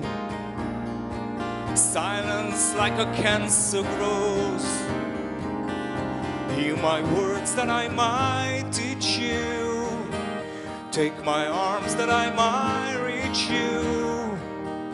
But my words, like the silent raindrops, fell and echoed in the wells of silence. And the people bowed and prayed to the neon god they made, in the words that he was forming.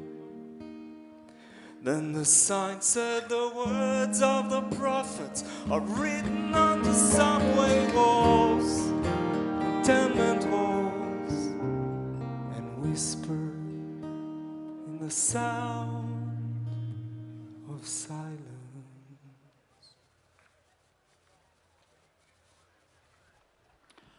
Approximately 10,000 participants marched in unity today. Each of you follow in the footsteps of some 300,000 alumni of the March of the Living who have walked along this same path since the first march in 1988. That march, which took place 35 years ago, was led by one of the organization co-founders and visionaries, Dr. Shmuel Rosenman. Today I am pleased to call Shmuel to the stage.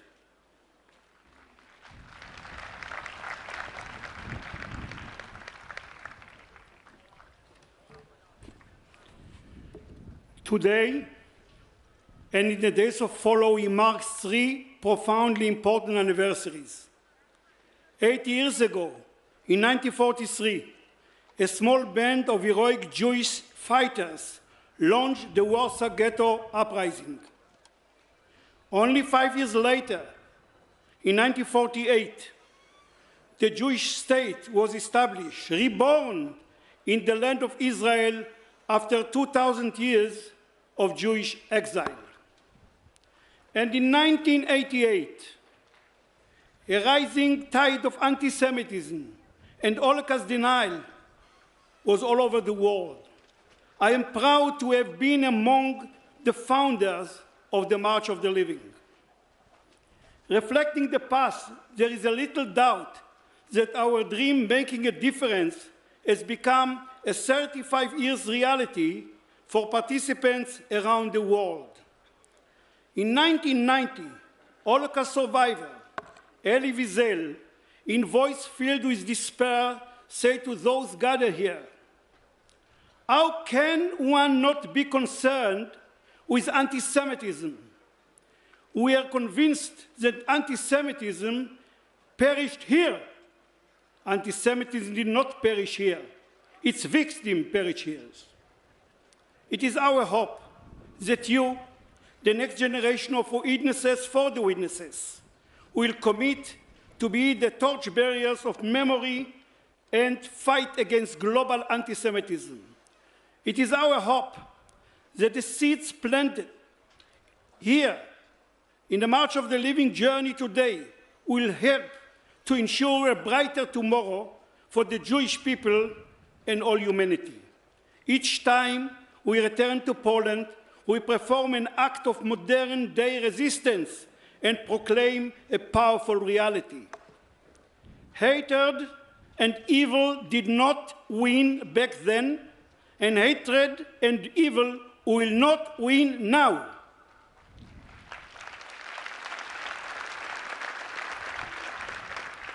Let me conclude by thanking our Holocaust survivors and our students for joining us here year after year and committing to the values of human dignity, equality, and survival. On behalf of those dedicated to ensuring the future by remembering the past, I pledge to you that we will continue to return here each Holocaust Remembrance Day, as long as there will still one drop, 1 ounce, 1 instance of anti-Semitism left in the world. Never again.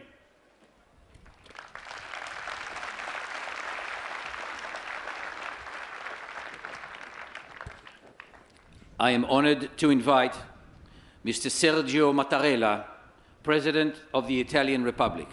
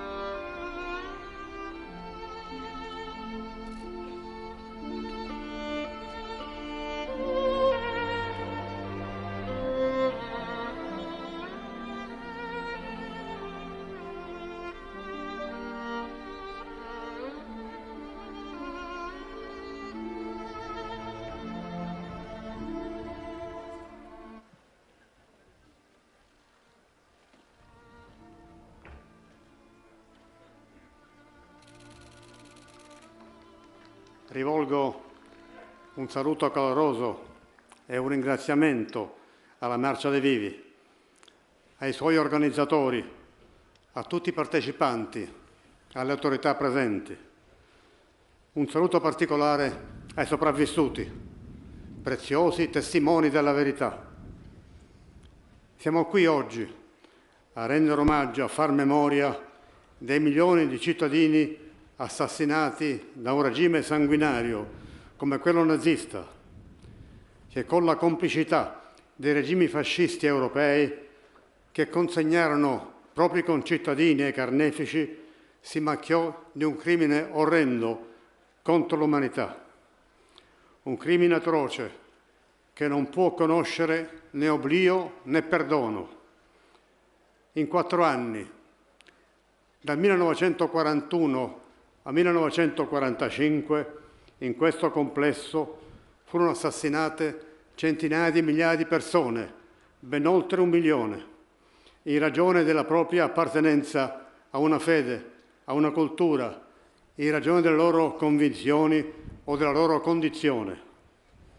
Nei campi nazisti, oltre 1 milione di ebrei, bersaglio di quella disumana macchina di orrore, anche oppositori politici, sinti, rom, disabili, omosessuali, trovarono la morte nelle camere a gas, o per il freddo, la fatica, la fame e le malattie, o ancora perché vittime di esperimenti criminali.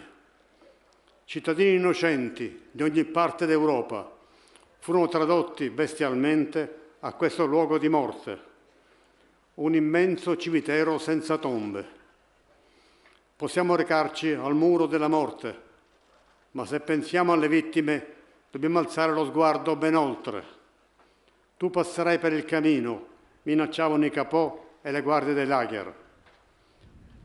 La Polonia si trovò a pagare un prezzo altissimo in termini di vite umane durante l'occupazione nazista.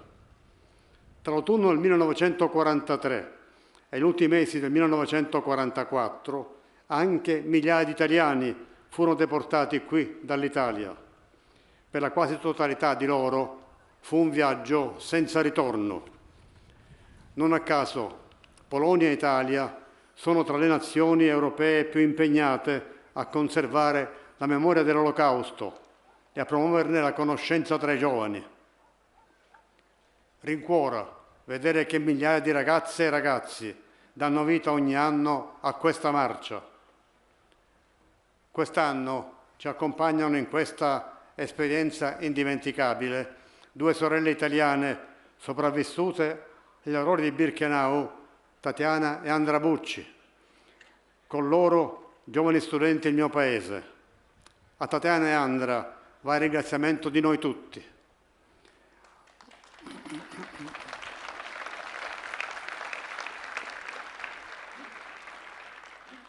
Oggi più che mai, nel riproporsi i temi e argomenti che avvelenarono la stagione degli anni 30 del secolo scorso, con l'infuriare dell'aggressione russa all'Ucraina, la memoria dell'Olocausto rimane un monito perenne che non può essere evaso.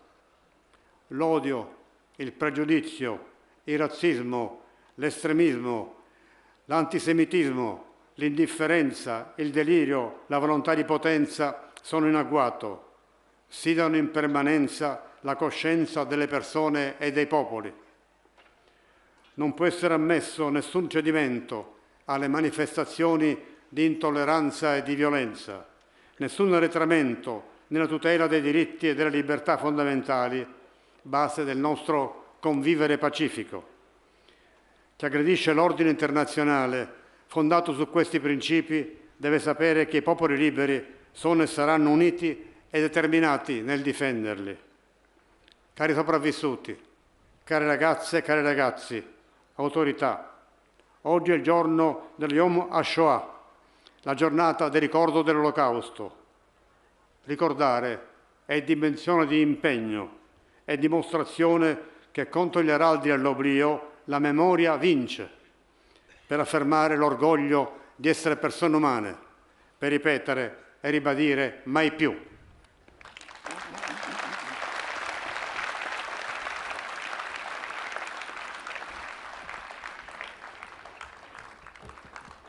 Miss Helena Birnbaum, a poet and author, was a 14-year-old girl hiding in a bunker in the Warsaw Ghetto on April the 19th, 1943, the night when the Warsaw Ghetto Uprising began. Many years later, she wrote in wonder about that night, the heroism, the love of life, and the hope for the future. I do not believe that I am actually that girl, the girl who is today a mother and a grandmother, that girl that was not caught, was not burnt, was not suffocated, the night of the Jewish uprising, the night of horrors, the night of supreme heroism.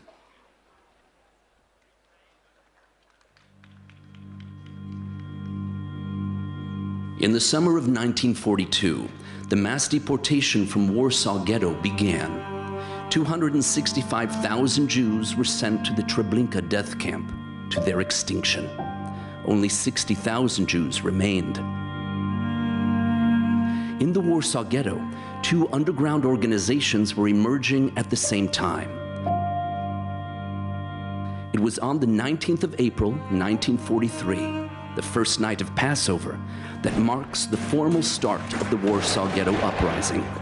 Against thousands of marching Nazi German soldiers, 700 young Jewish men and women stood strong, without almost any weapons or experience in warfare.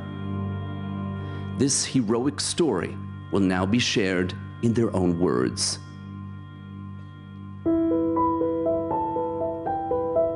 The day before the outbreak of the Warsaw Ghetto Uprising, the square and the streets of the ghetto were empty and abandoned. People preparing to go underground, fighters to their battle positions and outposts. We were to cause the enemy a heavy loss. When the day dawned, I saw the thousands of Germans surrounding the ghetto with machine guns, with cannons, and there we stood opposite them, some 20 young men and women. Each one had a revolver. The entire unit had 2 rifles, homemade bombs. Beginning from today, we shall shift over to partisan tactics. It is impossible to describe the conditions under which the Jews of the ghetto are now living. Only a few will be able to hold out. I detonated the explosives. I was shocked into inaction after the massive explosion and German bodies flying in the air. This was the first time since the war had broken out that the Germans were running away. The Germans fled twice from the ghetto. One of our military wings fought for 40 minutes, and the other for over 6 hours. The Germans set fire to the ghetto.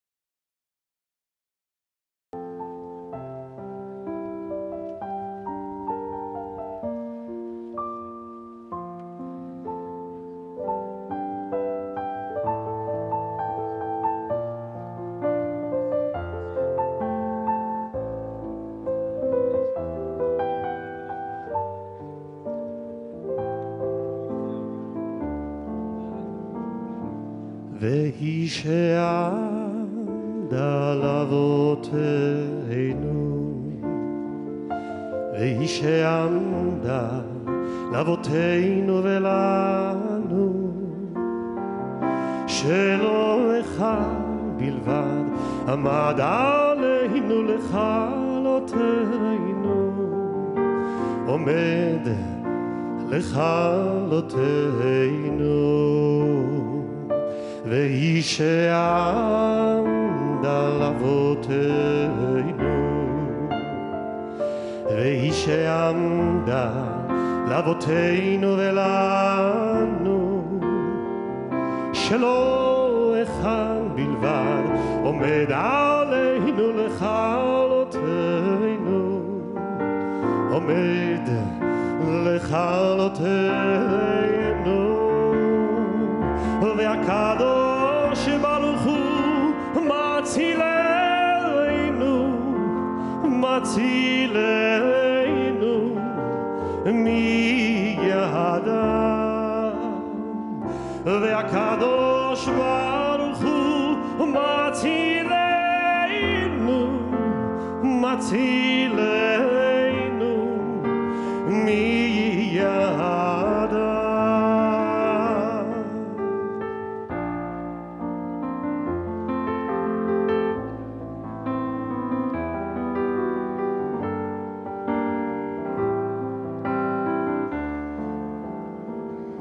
והיא שעמדה לאבותינו, והיא שעמדה לאבותינו ולנו, שלא אחד בלבד עומד עלינו לכלותנו, עומד עלינו לכלותנו, והקדוש ברוך הוא מצילנו, מצילנו מידם,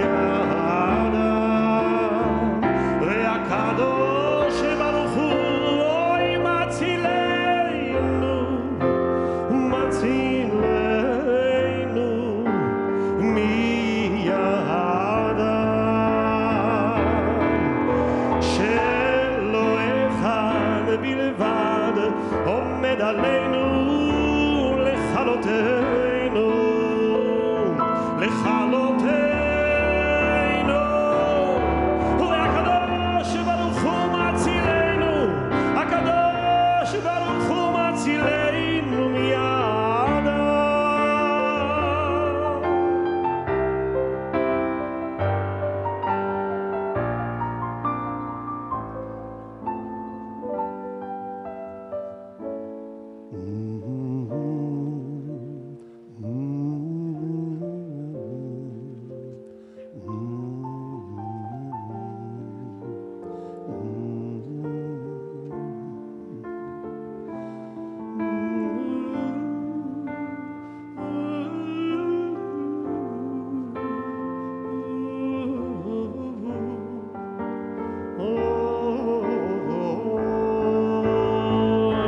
והקדוש ברוך הוא מצילנו, מצילנו מידם, והקדוש ברוך הוא מצילנו,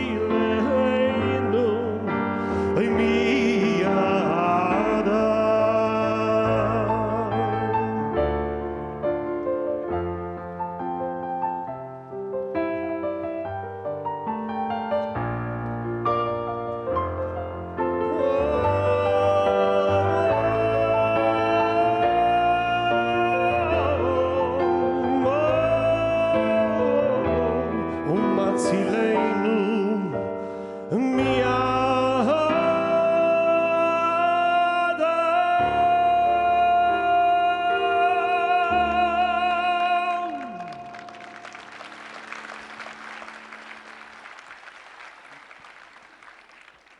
The Minister of Education of the State of Israel, Mr. Yoav Kish.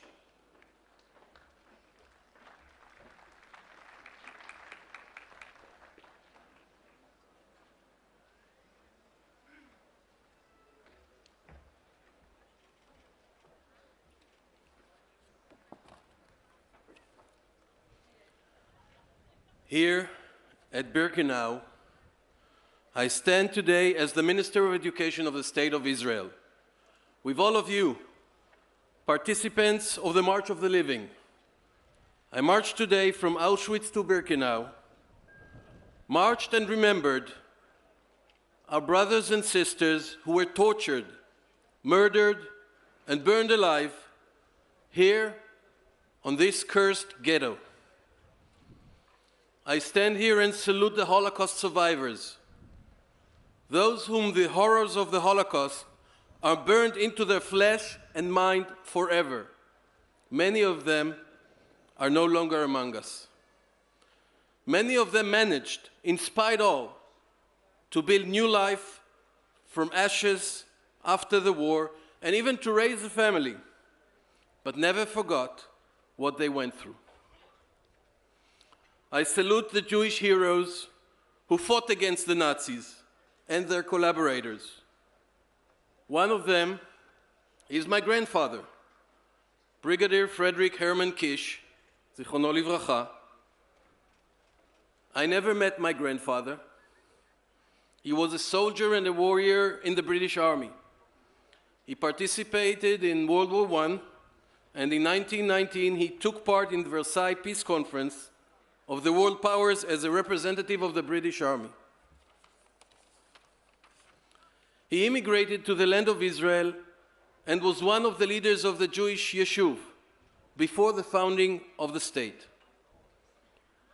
During World War II, he re-enlisted into the British Army and was the chief engineering officer of the 8th Army under General Montgomery. My grandfather was a brigadier general, the highest-ranking Jew in the British Army. He took part in the Battle of El Alamein, which became a turning point in the North African campaign. He fought to stop the Nazis from keep advancing deep into North Africa. They had a target. From there, they wanted to get into the land of Israel. In January 1943, the British troops advanced, and near Tripoli, my grandfather fought to free the Jado concentration camp, where Germans and Italians had concentrated the Jews of Libya, aiming to exterminate them. He liberated the Jews from the concentration camp, introducing himself to the camp survivors as a Jewish fighter. He was privileged to be their liberator. In my view, this is the achievement that most symbolize the transition from darkness to light, from death to revival. This is my grandfather's achievement, which I am most proud of. By the end of the war, at the age of 55, my grandfather was killed in Wadi Akrit. 2 landmines exploded and led to his death. He was buried in a British military cemetery in Tunisia, near where he was killed. My grandfather, Brigadier Kish, fought against the Nazis and sacrificed his life for the Jewish people. I'm here to represent the Israeli government, and my son Eyal, who is also here, marched today to represent the Israeli youth. Am Israel Chai!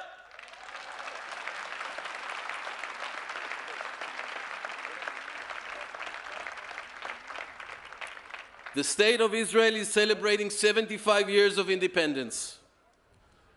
A state that is still fighting for its existence, but at the same time is a home to the Jewish people. A strong, successful, and prosperous state with one of the most strong and leading armies and air force around the world, ensuring there will never be another Holocaust.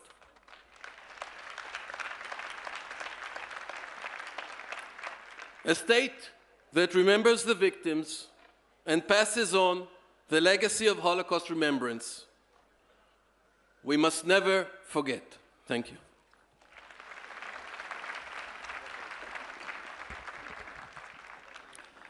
Seven memorial torches will now be lit. 6 in memory of the 6 million who perished in the Holocaust, carrying with them 6 million individual stories, and 1 torch for the State of Israel, where the Jewish people were reborn after the Independence War. The first torch represents our solidarity with the victims of anti-Semitism and our commitment to fight against its continued and dangerous resurgence.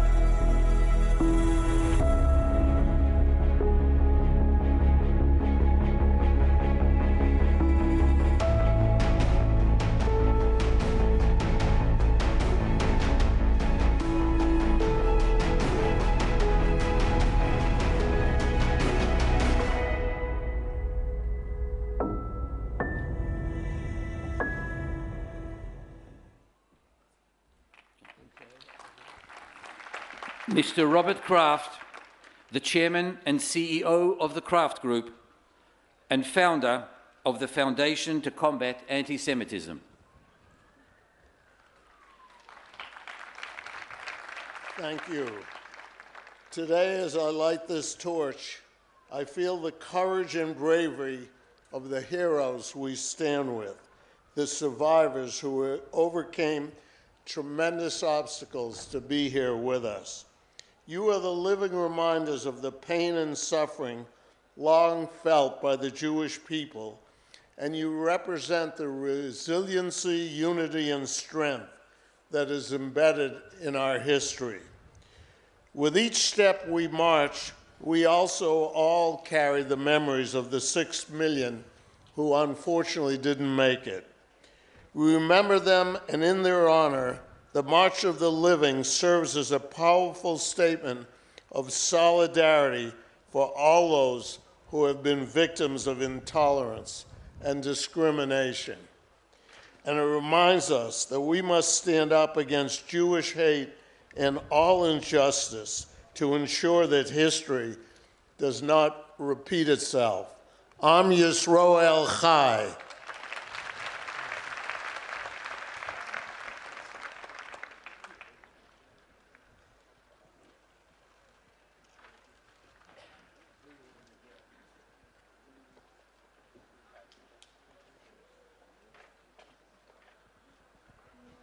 The United States, Israel, and the Jewish people have always shared an extraordinary relationship.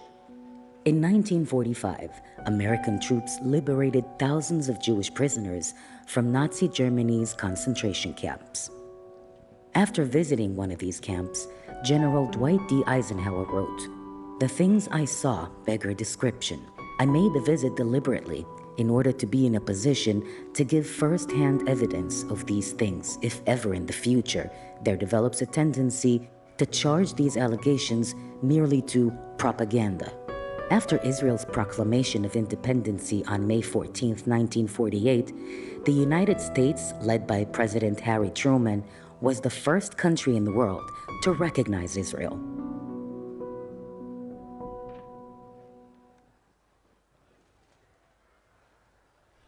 The United States Ambassador to Israel, Tom Nides, and the former Ambassador to Israel, David Friedman.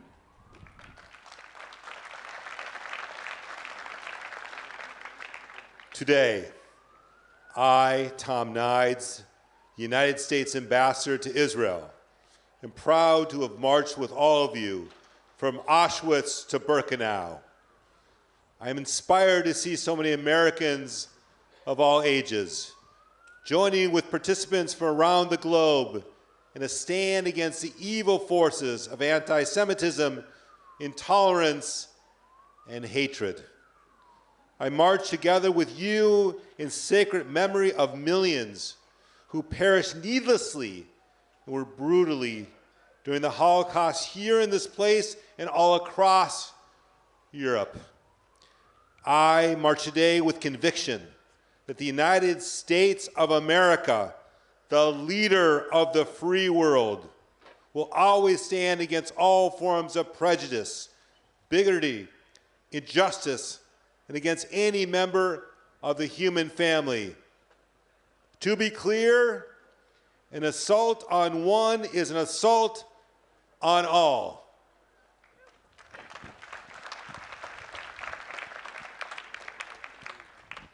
Today, I, David Friedman, former ambassador from the United States to Israel, proudly marched from Auschwitz to Birkenau alongside my friend Ambassador Tom Nides on this historic first ever bipartisan delegation to the sacred ground. Representing all Americans, we march together today in solidarity against anti-Semitism and all forms of hatred. I pledge to continue marching and to do all within my power to face and eradicate these evils. May the memory of the victims lead us to commit ourselves to a more just and a more humane world for all. May God bless all of you for safeguarding the torch of memory and preserving the history and the lessons of the Holocaust. Am Yisrael Chai.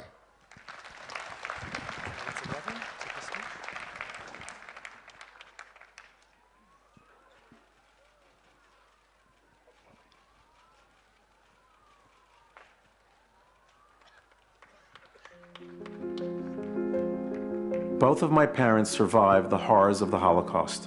In 1985, when I was in my 20s, I accompanied my father on a trip to Poland and Russia to see where my parents lived before the war. It was painful, but deeply inspiring. There he told me again about his father's family that was forced to move to a Siberian labor camp, and about his sister, my aunt, who perished in the Warsaw Ghetto. There we remembered my mother's family that was forced into a ghetto, later escaped and hid until the end of the war.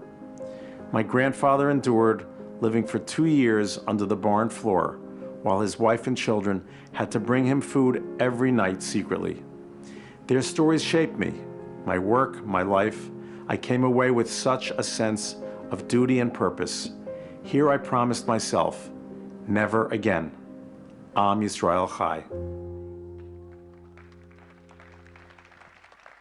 Mr. Mark Wilf, Chairman of the Board of Governors of the Jewish Agency, accompanied by his family. I, Mark Wilf, am honored to march together with you in representing the Jewish Agency, for whose mission, much like the March of the Living, is to strengthen Jewish identity and connect the Jewish people to the land of Israel. In doing so, I am thinking of my own family members who lost their lives in the fires of the Shoah, but also of the organization that I am proud to represent. Last year, the Jewish Agency brought over 70,000 Jews to Israel from Ukraine, Russia, and Belarus, many of them fleeing war, all of them looking for a better life. It is inspiring, but makes you think about what if Israel had been there during the Second World War. Serving the Jewish people and strengthening our institutions is a value my parents instilled in my brothers and me, and which we in turn instill in our children. My father was proud to serve as national president of the March of the Living, and I am proud to honor his memory. This year, as we celebrate Israel's 75th birthday, we are grateful to do so in the knowledge that we are blessed to be able to live in our ancestral homeland. Today, let us rededicate to never take any of this for granted. Let us strengthen our connection to Israel and to each other. Let us celebrate the miracle of Israel's 75th anniversary and commit ourselves to the essential work before us. Am Yisrael Chai.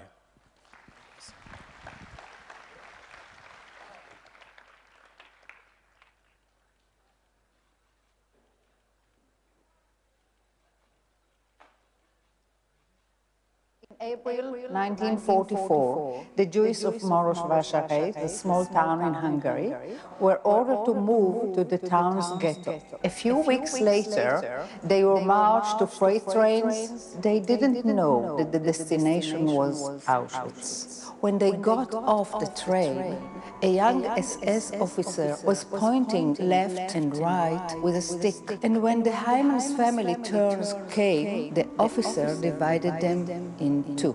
My mother, Eva, and her three sisters were left alone. Their parents had been murdered and burned in the crematorium. The four girls brought into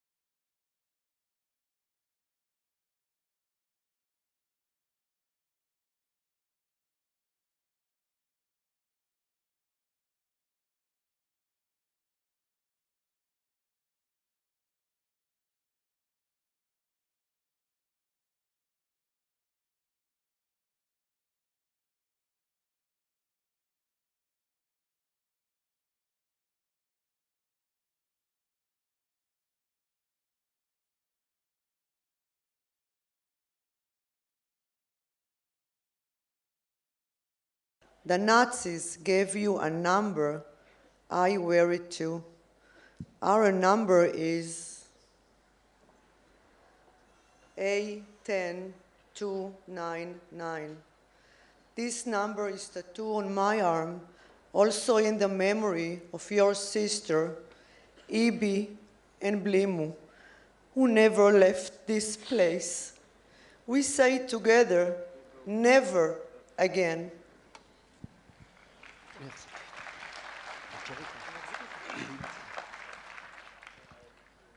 I, Chaim Taib, am proud to stand here today as a grandson of Chaim Taib, who I am named after, and who was sent to Nazi forced labor camps in occupied Tunisia, where he was starved, beaten, and tortured. His story reflects the reality of the Jewish communities of Tunisia and North Africa under Nazi occupation.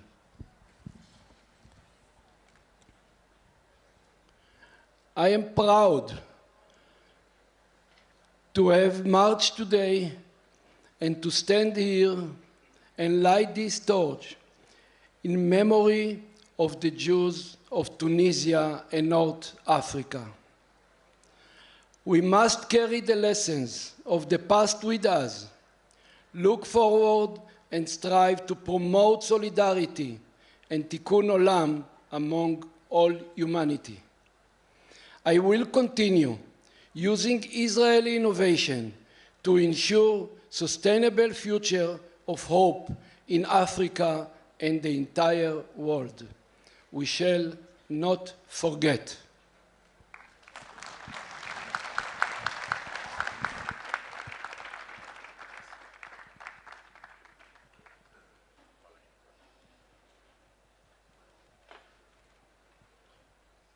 When I was 16, Eichmann trial was.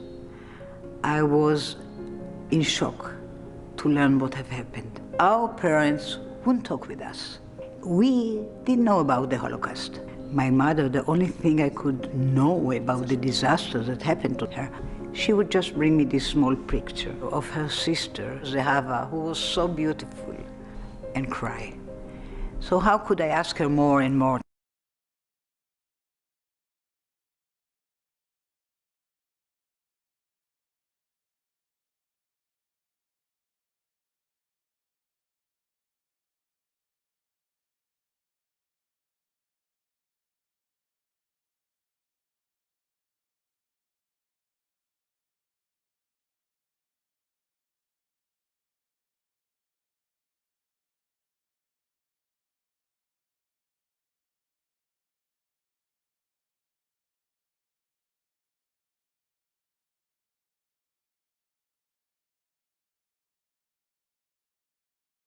philanthropy.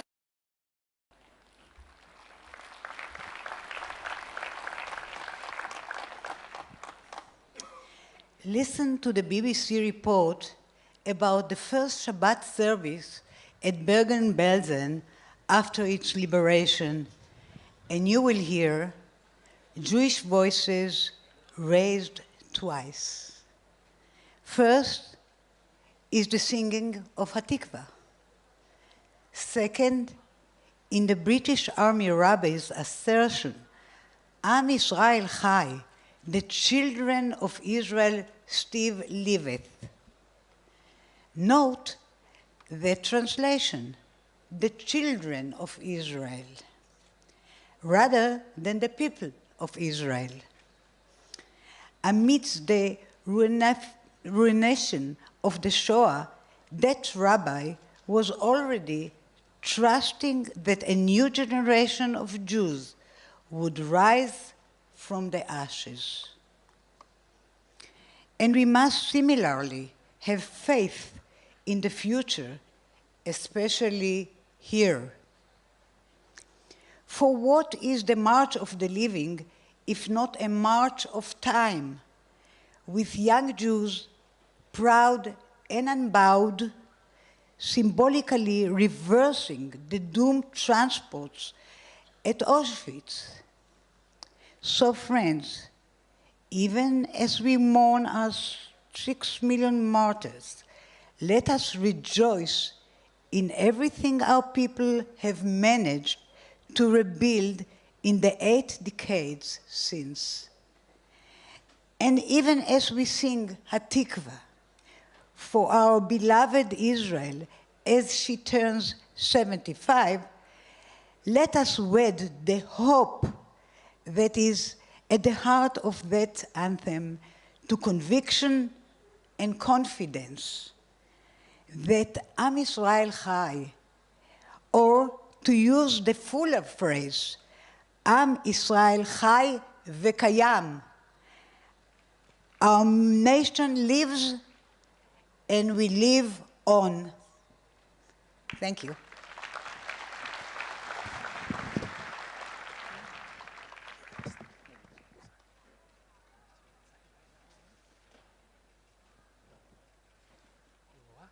My mother, Eva Alperen, was born in Poland in 1913. In 1936, she and my father got engaged. My father left Poland before the war and settled down in Uruguay. In 1939, the Russians invaded Poland and mother could not get out of there anymore. In 1941, Nazi soldiers murdered my grandfather and my mother's 2 brothers. About the day she lost her mother, my mother wrote in her diary, on August 29, 1942, at 4 a.m., soldiers shouted, "Jude, open the door." We ran away, mother did not make it, and the Nazis took her to the gas chambers of Treblinka. Anton Suchinski, a Polish Christian, gave shelter to her and to the Zeiger family, friends of her father. In a tiny bunker under his house, they hid there for over 14 months. On July 1944, Anton opened the bunker door and said, "You are free, the Russians are here." For giving them shelter, which saved their lives, Anton awarded the honorary title of Righteous Among the Nations. After the war, 10 years after they were separated, my mother was reunited with my father. They got married and raised a great family. Mr. Baruch Adler, the Vice Chairman of the International March of the Living. I, Baruch Adler, stand here today to represent the founding fathers of the March of the Living, who 35 years had a dream and gave birth to this organization, and today continue to shed light through education on that dark chapter in human history. As a child of a survivor, the horrors of the Holocaust are burnt into my mother's flesh and into my mind. Even during these worst of times, however, righteous Gentiles rose to save a human life. Today, I pay tribute to those who will not lend a hand to the Nazi killing machine and risk their own lives to save the lives of others. My mother Zal was one of the fortunate Jewish women to be rescued by a righteous among the nations. Today I stand here in Birkenau and pledge to continue our mission to remember, to remind, and to continue honoring the memory of those who perished and those who survived. Never again.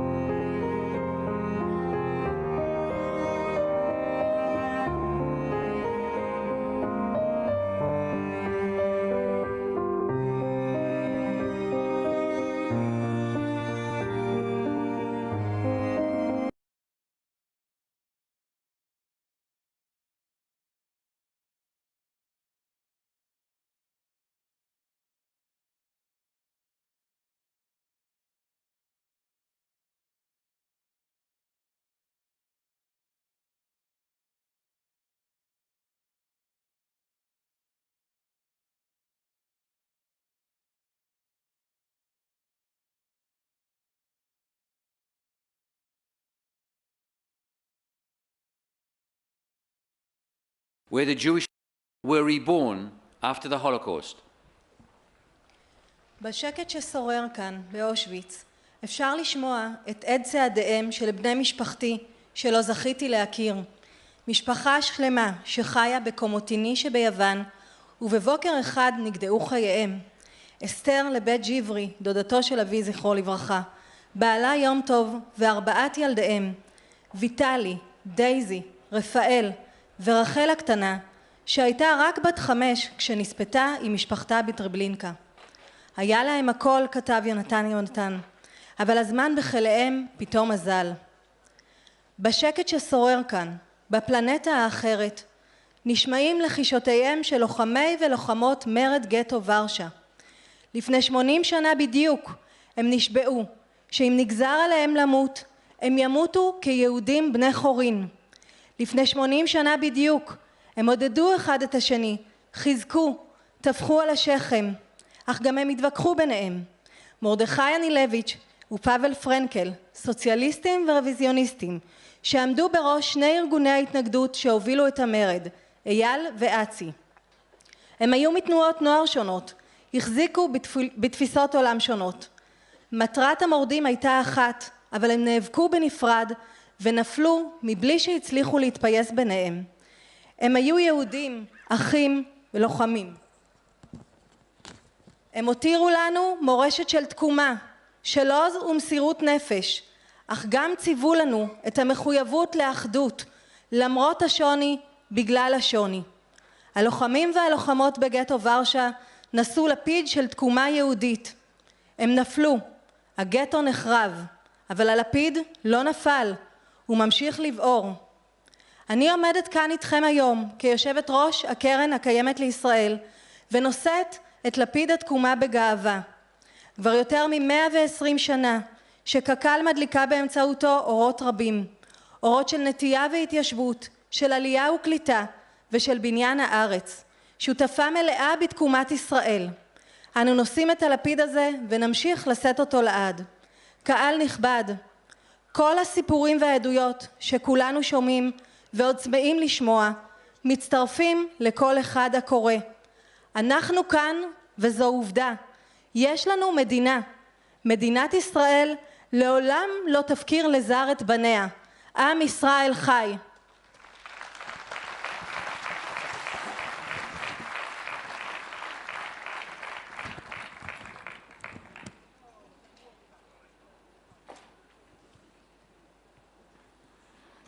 Boi Ima, Come to Me Mother, a song about the deep longing of children for their mother, which ends with the words, Sit with me until I grow up.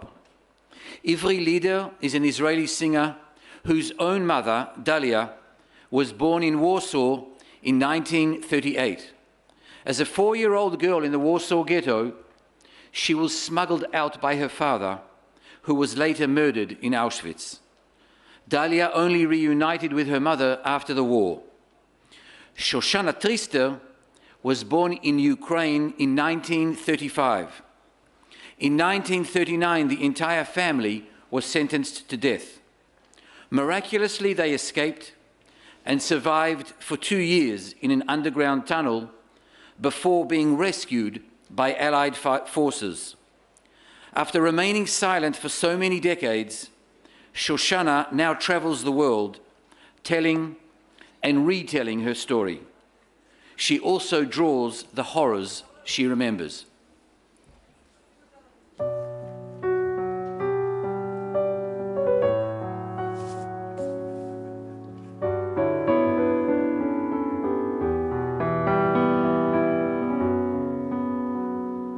מכל האור מזמן הלך לו, ואל תלכי פתאום גם את.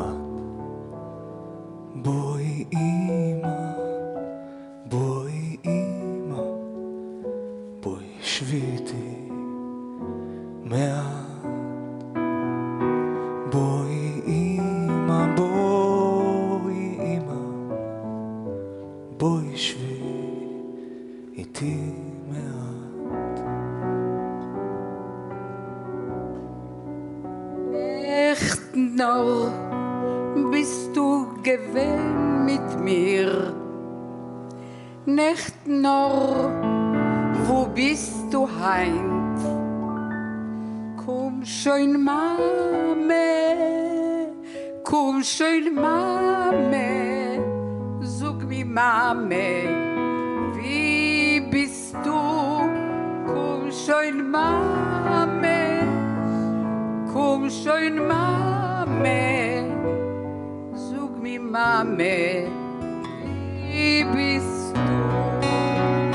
ואם פתאום מלאך יופיע ואל חדרי יבוא בלט, בואי אמא, בואי אמא, ותראי אותו גם את.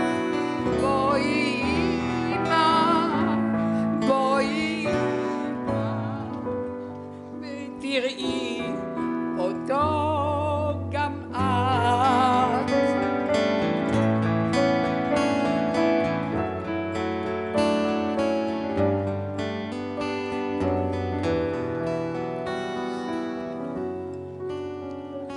ולא איני פוחד בחושך, ואיני רועד בכלל. בואי אמא, בואי אמא, שבי איתי עד שגדל. בואי אמא, בואי אמא, שבי איתי עד שגדל.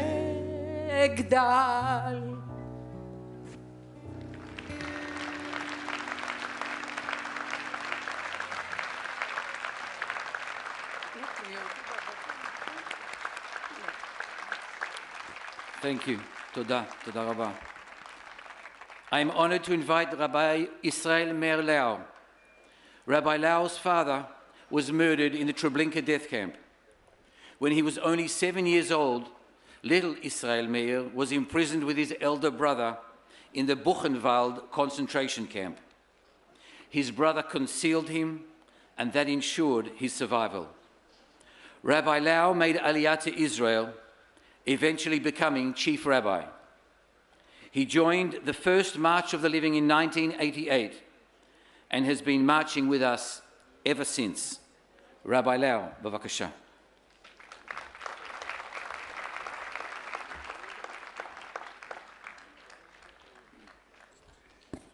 In the office of Adolf Hitler was a globus, a huge globus, and a beautiful one.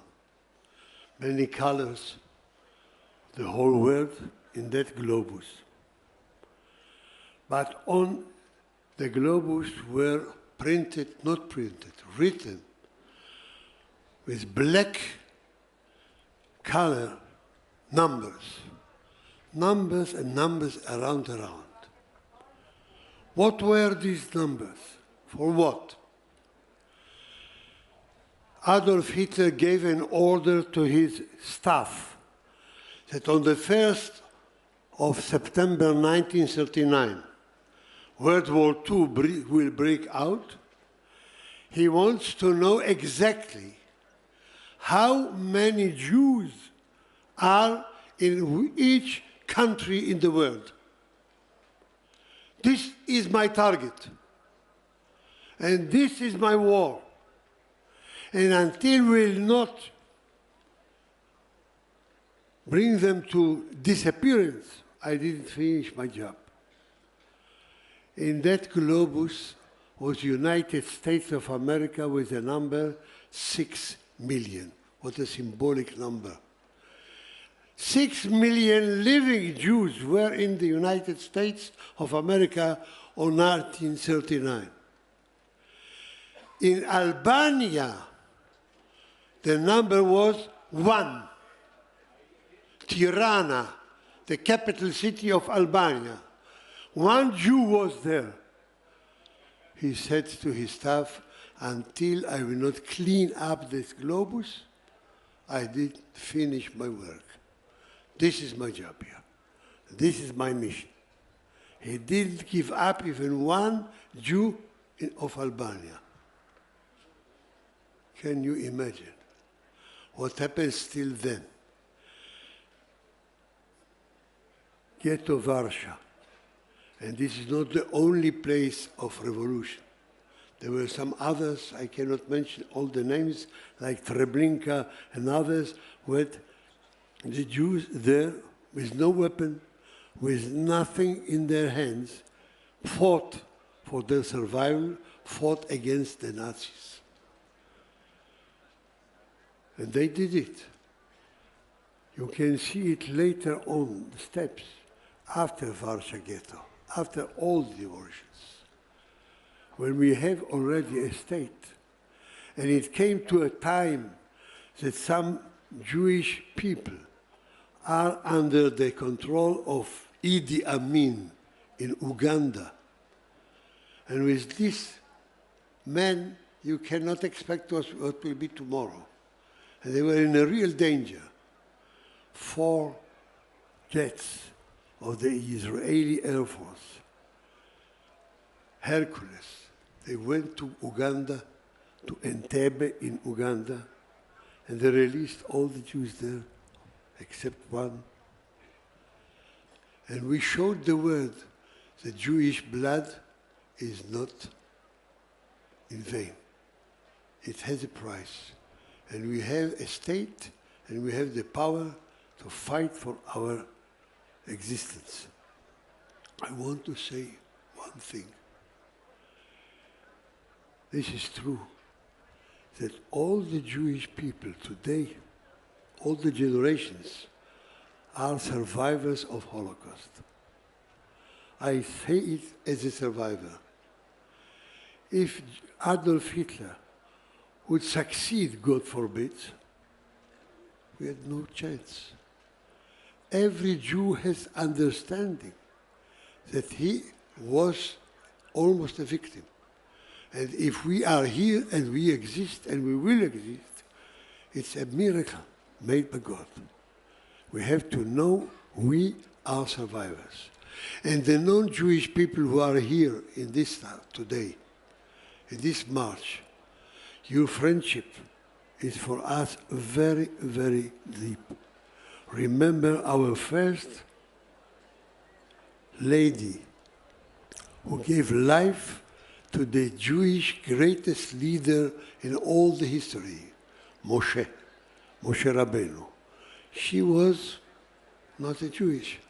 She was even the daughter of Pharaoh, the daughter of the terrorist. He said all the Jewish boys, send them into the Nile. And she saved the life of this child and brought him to the palace of her father. She showed a way for non-Jewish people to understand what means mankind, what means humanity, what means to live together and to give life to the other. This is the lesson we must remember so many years after the ghetto Warsaw. I want to say in one word, we, the Jewish people, we are experts, I say it always, to die together.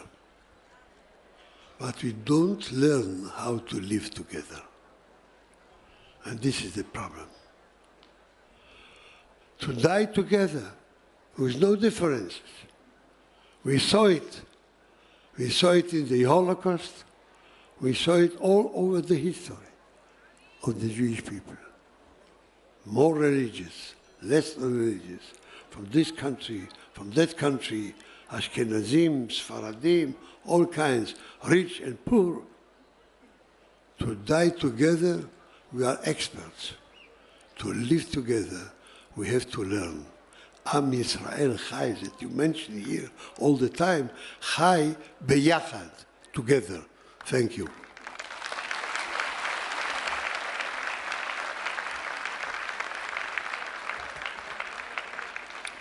Today, we marched in the footsteps of children who perished in the Holocaust. Learning last year that 8,000 shoes belonging to children who perished here in Auschwitz were in danger of disintegration, the March of the Living launched our Soul to Soul campaign in partnership with the Auschwitz-Birkenau State Museum and the Auschwitz-Birkenau Foundation.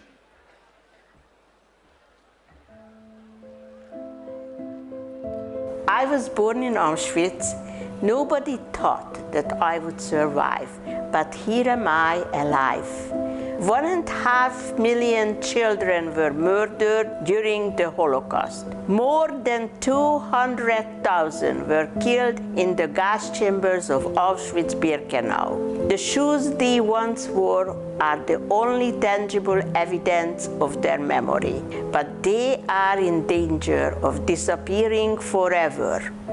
ראיתי את הנעליים שם על השולחן, נזכרתי בזוג התאומות שהיו כל כך יפות, כל כך דומות שאפילו לא ידענו, קראנו לשניהם, אחד הייתה אדית, השנייה הייתה חווה, יפהפיות, קטנות. אף פעם לא בכיתי פה. As I hold this very old shoe, I believe that I feel the pulse of the child who walked in them. I hear this child's voice thanking us for remembering them, for paying tribute to all they went through. And in my hand is a lost memory, a lost dream. My wife and I were watching the daily news, and suddenly there was this horrific story about the children's shoes in Auschwitz. And there was one picture that caught our attention, and it was the shoes of a very young child. And we couldn't avoid seeing the shoes of our grandchild who was at home. And it broke our heart. And most meaningful that we, who each year, annually, march on the very same soil as this shoe once walked, that we remember the children, remember their lives, and save, preserve, and rescue the shoes, which were the last shoes they were ever privileged to wear.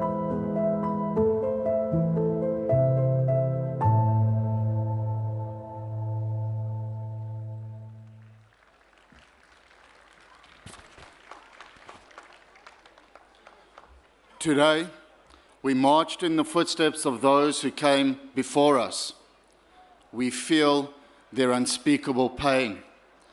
We bear witness to the memories of those who perished. We bear witness to how the evil forces tried to annihilate our people. Yes, with God's help, the Jewish people rose up from the ashes to carry the torch of memory and to carry the torch of divine truth. Within the walls and barbed fences of Auschwitz I, to this day, lie 8,000 shoes of some of the last children to arrive at the camp, from where so many never emerged. This is the only testimony of the young, innocent children who wore them, who walked, ran, and played in them. The March of the Living, together with Nashlos Foundation, Auschwitz Foundation, our dear friend Mati Kochavi, as well as thousands of people around the globe, participated in the Soul to Soul initiative to restore the 8,000 shoes of the children of Auschwitz. I call upon all of you, the children of today, stand up united more than ever and walk in honor of the children of our past. May their memory be a blessing forever.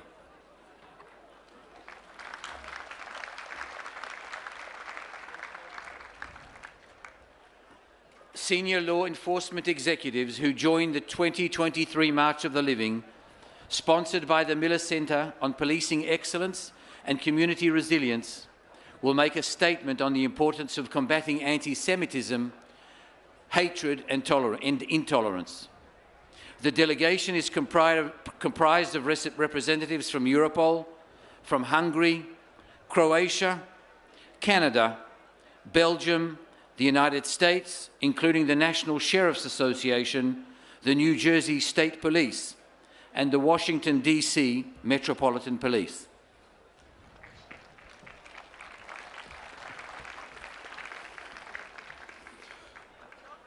In July of 1942, Police Battalion 101 gathered outside the small Polish town of Józefów at dawn.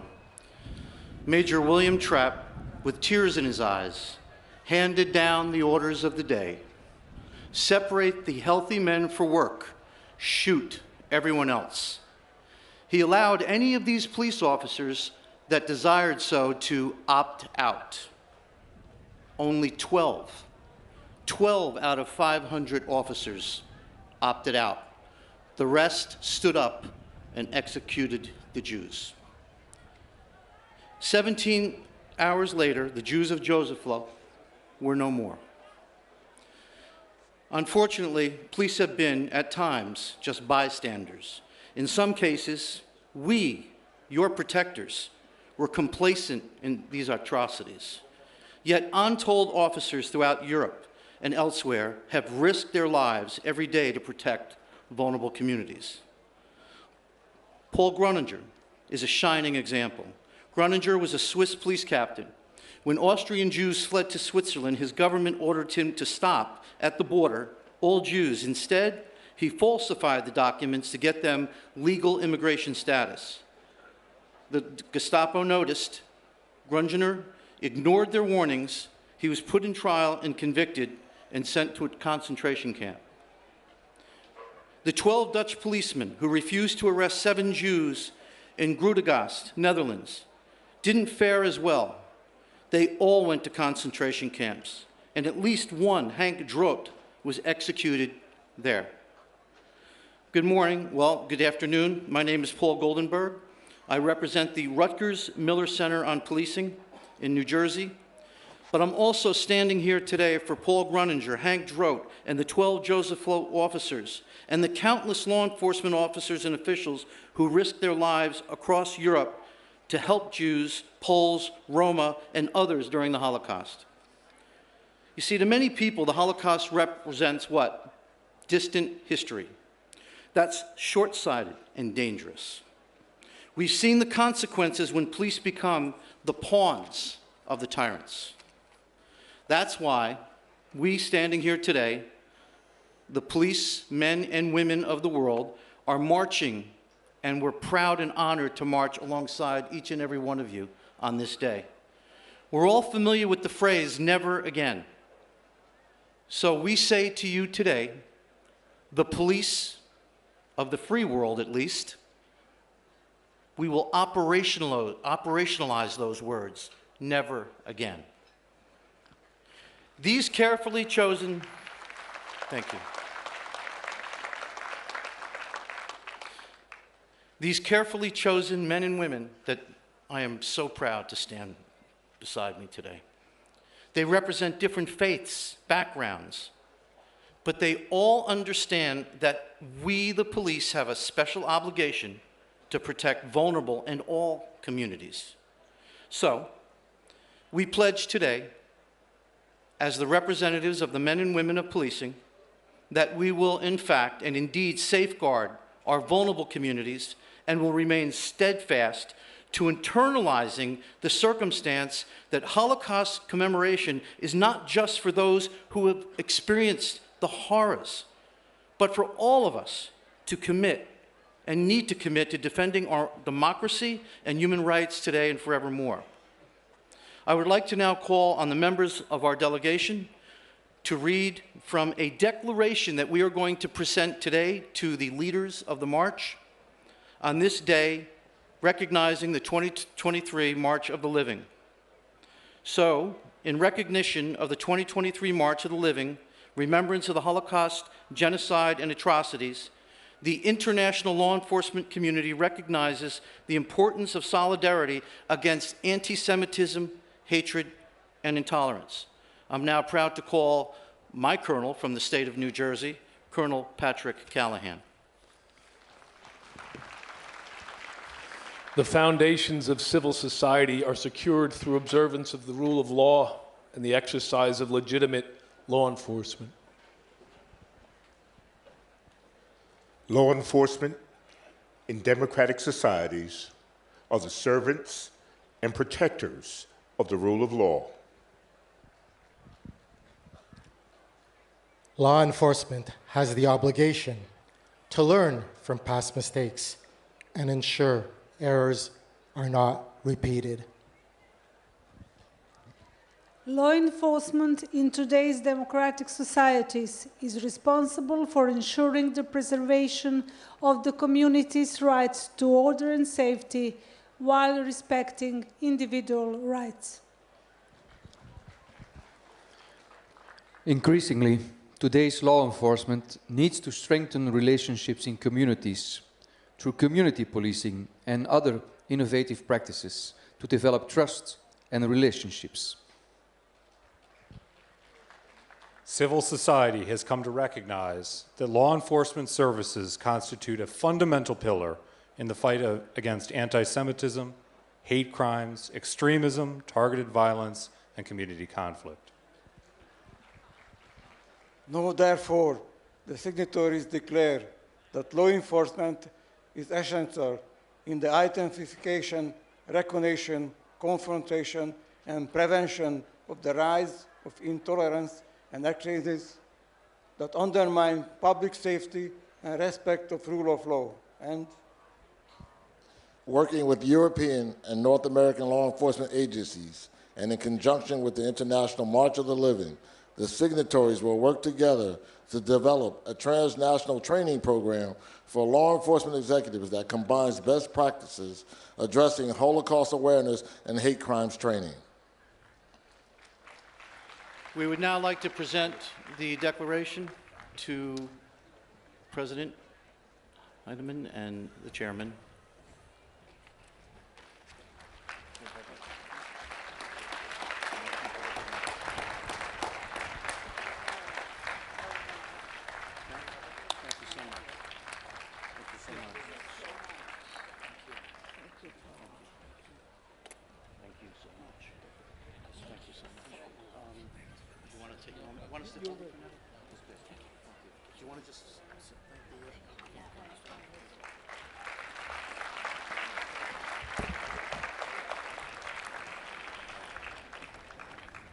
The prayer for the souls of the deceased, El Malei Rachamim, followed by Kaddish, the mourner's prayer, will now be recited by Shai Abramson, accompanied by Gal Lieberson. Please rise for El Malei Rachamim.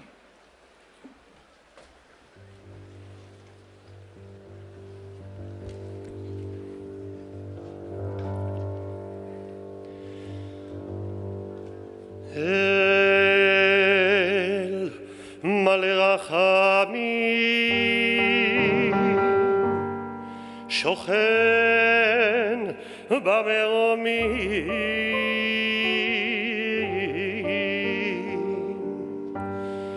דיין אלמנות ואבי יתומים המצא מנוחה נכונה על כנפי השכינה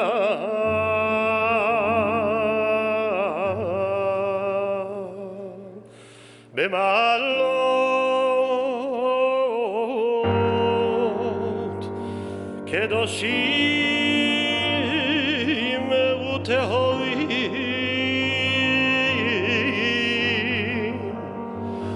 כזוהר הרקיע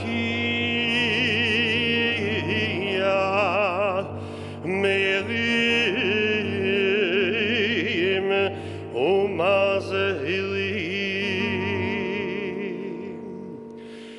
לנשמות 6 המיליונים אחינו ואחיותינו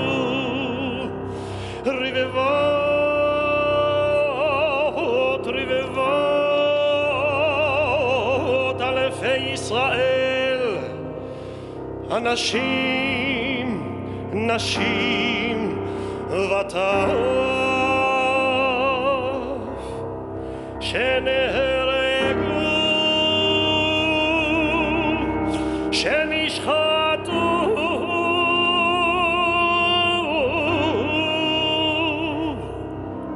שנשרפו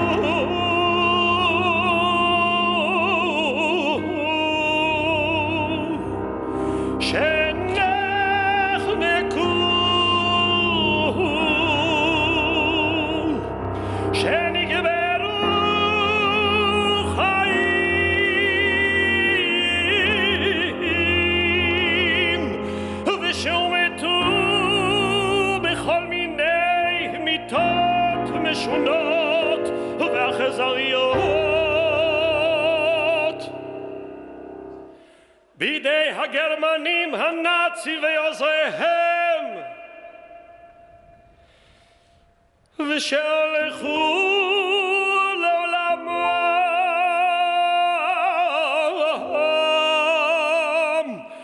על קידוש השם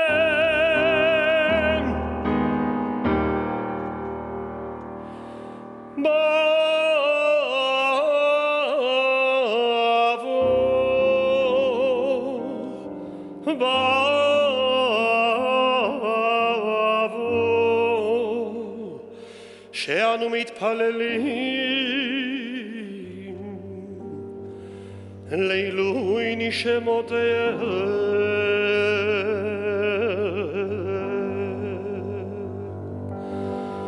לכן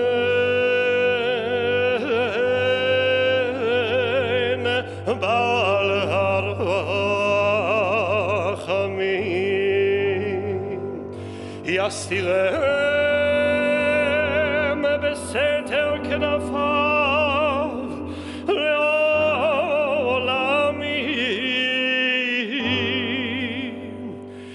וייצור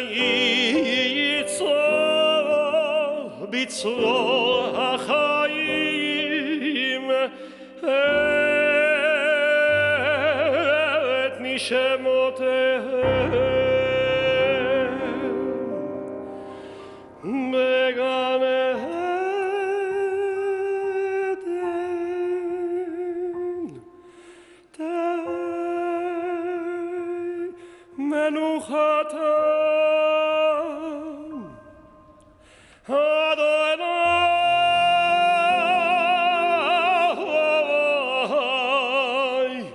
הוא נחלתם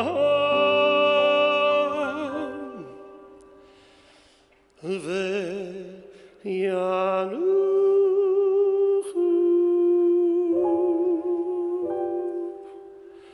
ושלום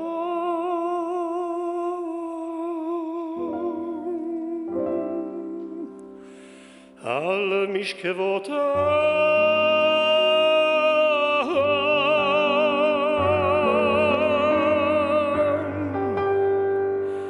ונאמר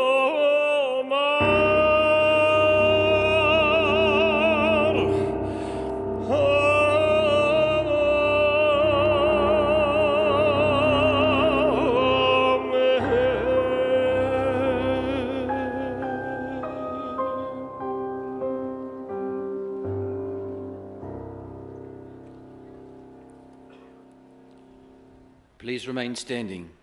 Auschwitz survivor Aryeh Pinsker will recite the Kaddish along with IDF Chief Cantor Lieutenant Colonel Shai Abramson.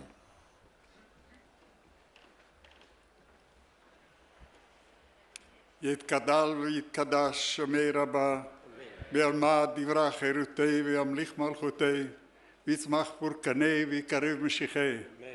בחייכון וביומכון ובחיי לכל בית ישראל, בעגלה בזמן קריב, אמרו אמן.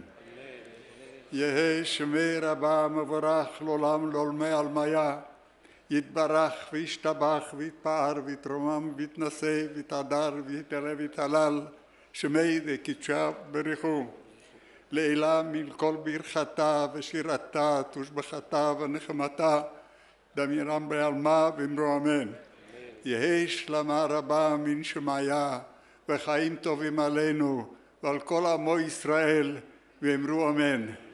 עושה שלום במרומיו, הוא יעשה שלום עלינו ועל כל עמו ישראל ונאמר אמן.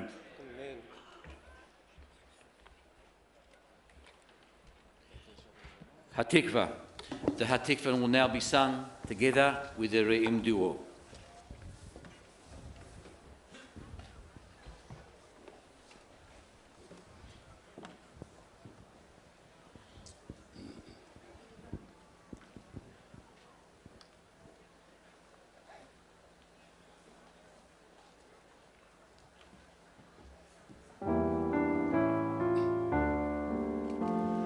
כל עוד בלבב פנימה נפש יהודי הומייה ולפתי מזרח קדימה עין לציון צופיה עוד לא אבדה תקוותנו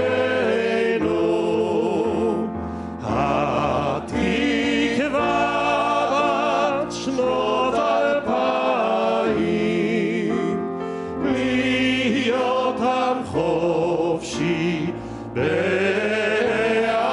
בארצנו ארץ ציון וירושלים להיות עם חופשי בארצנו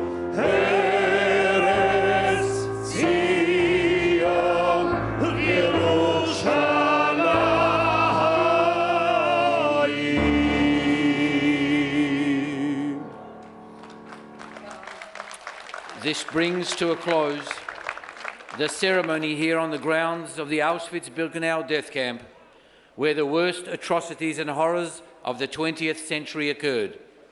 We thank you for joining us in honoring the victims and the survivors. Go in peace. Tzedchem l'shalom.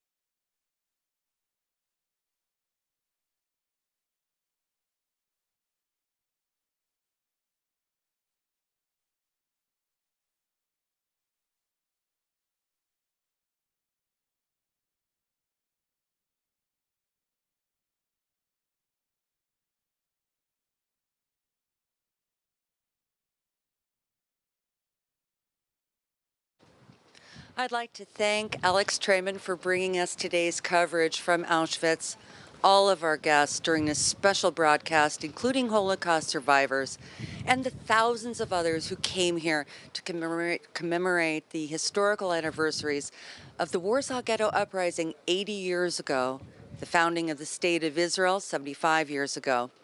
I'm Erin Viner, broadcasting live from the Birkenau camp.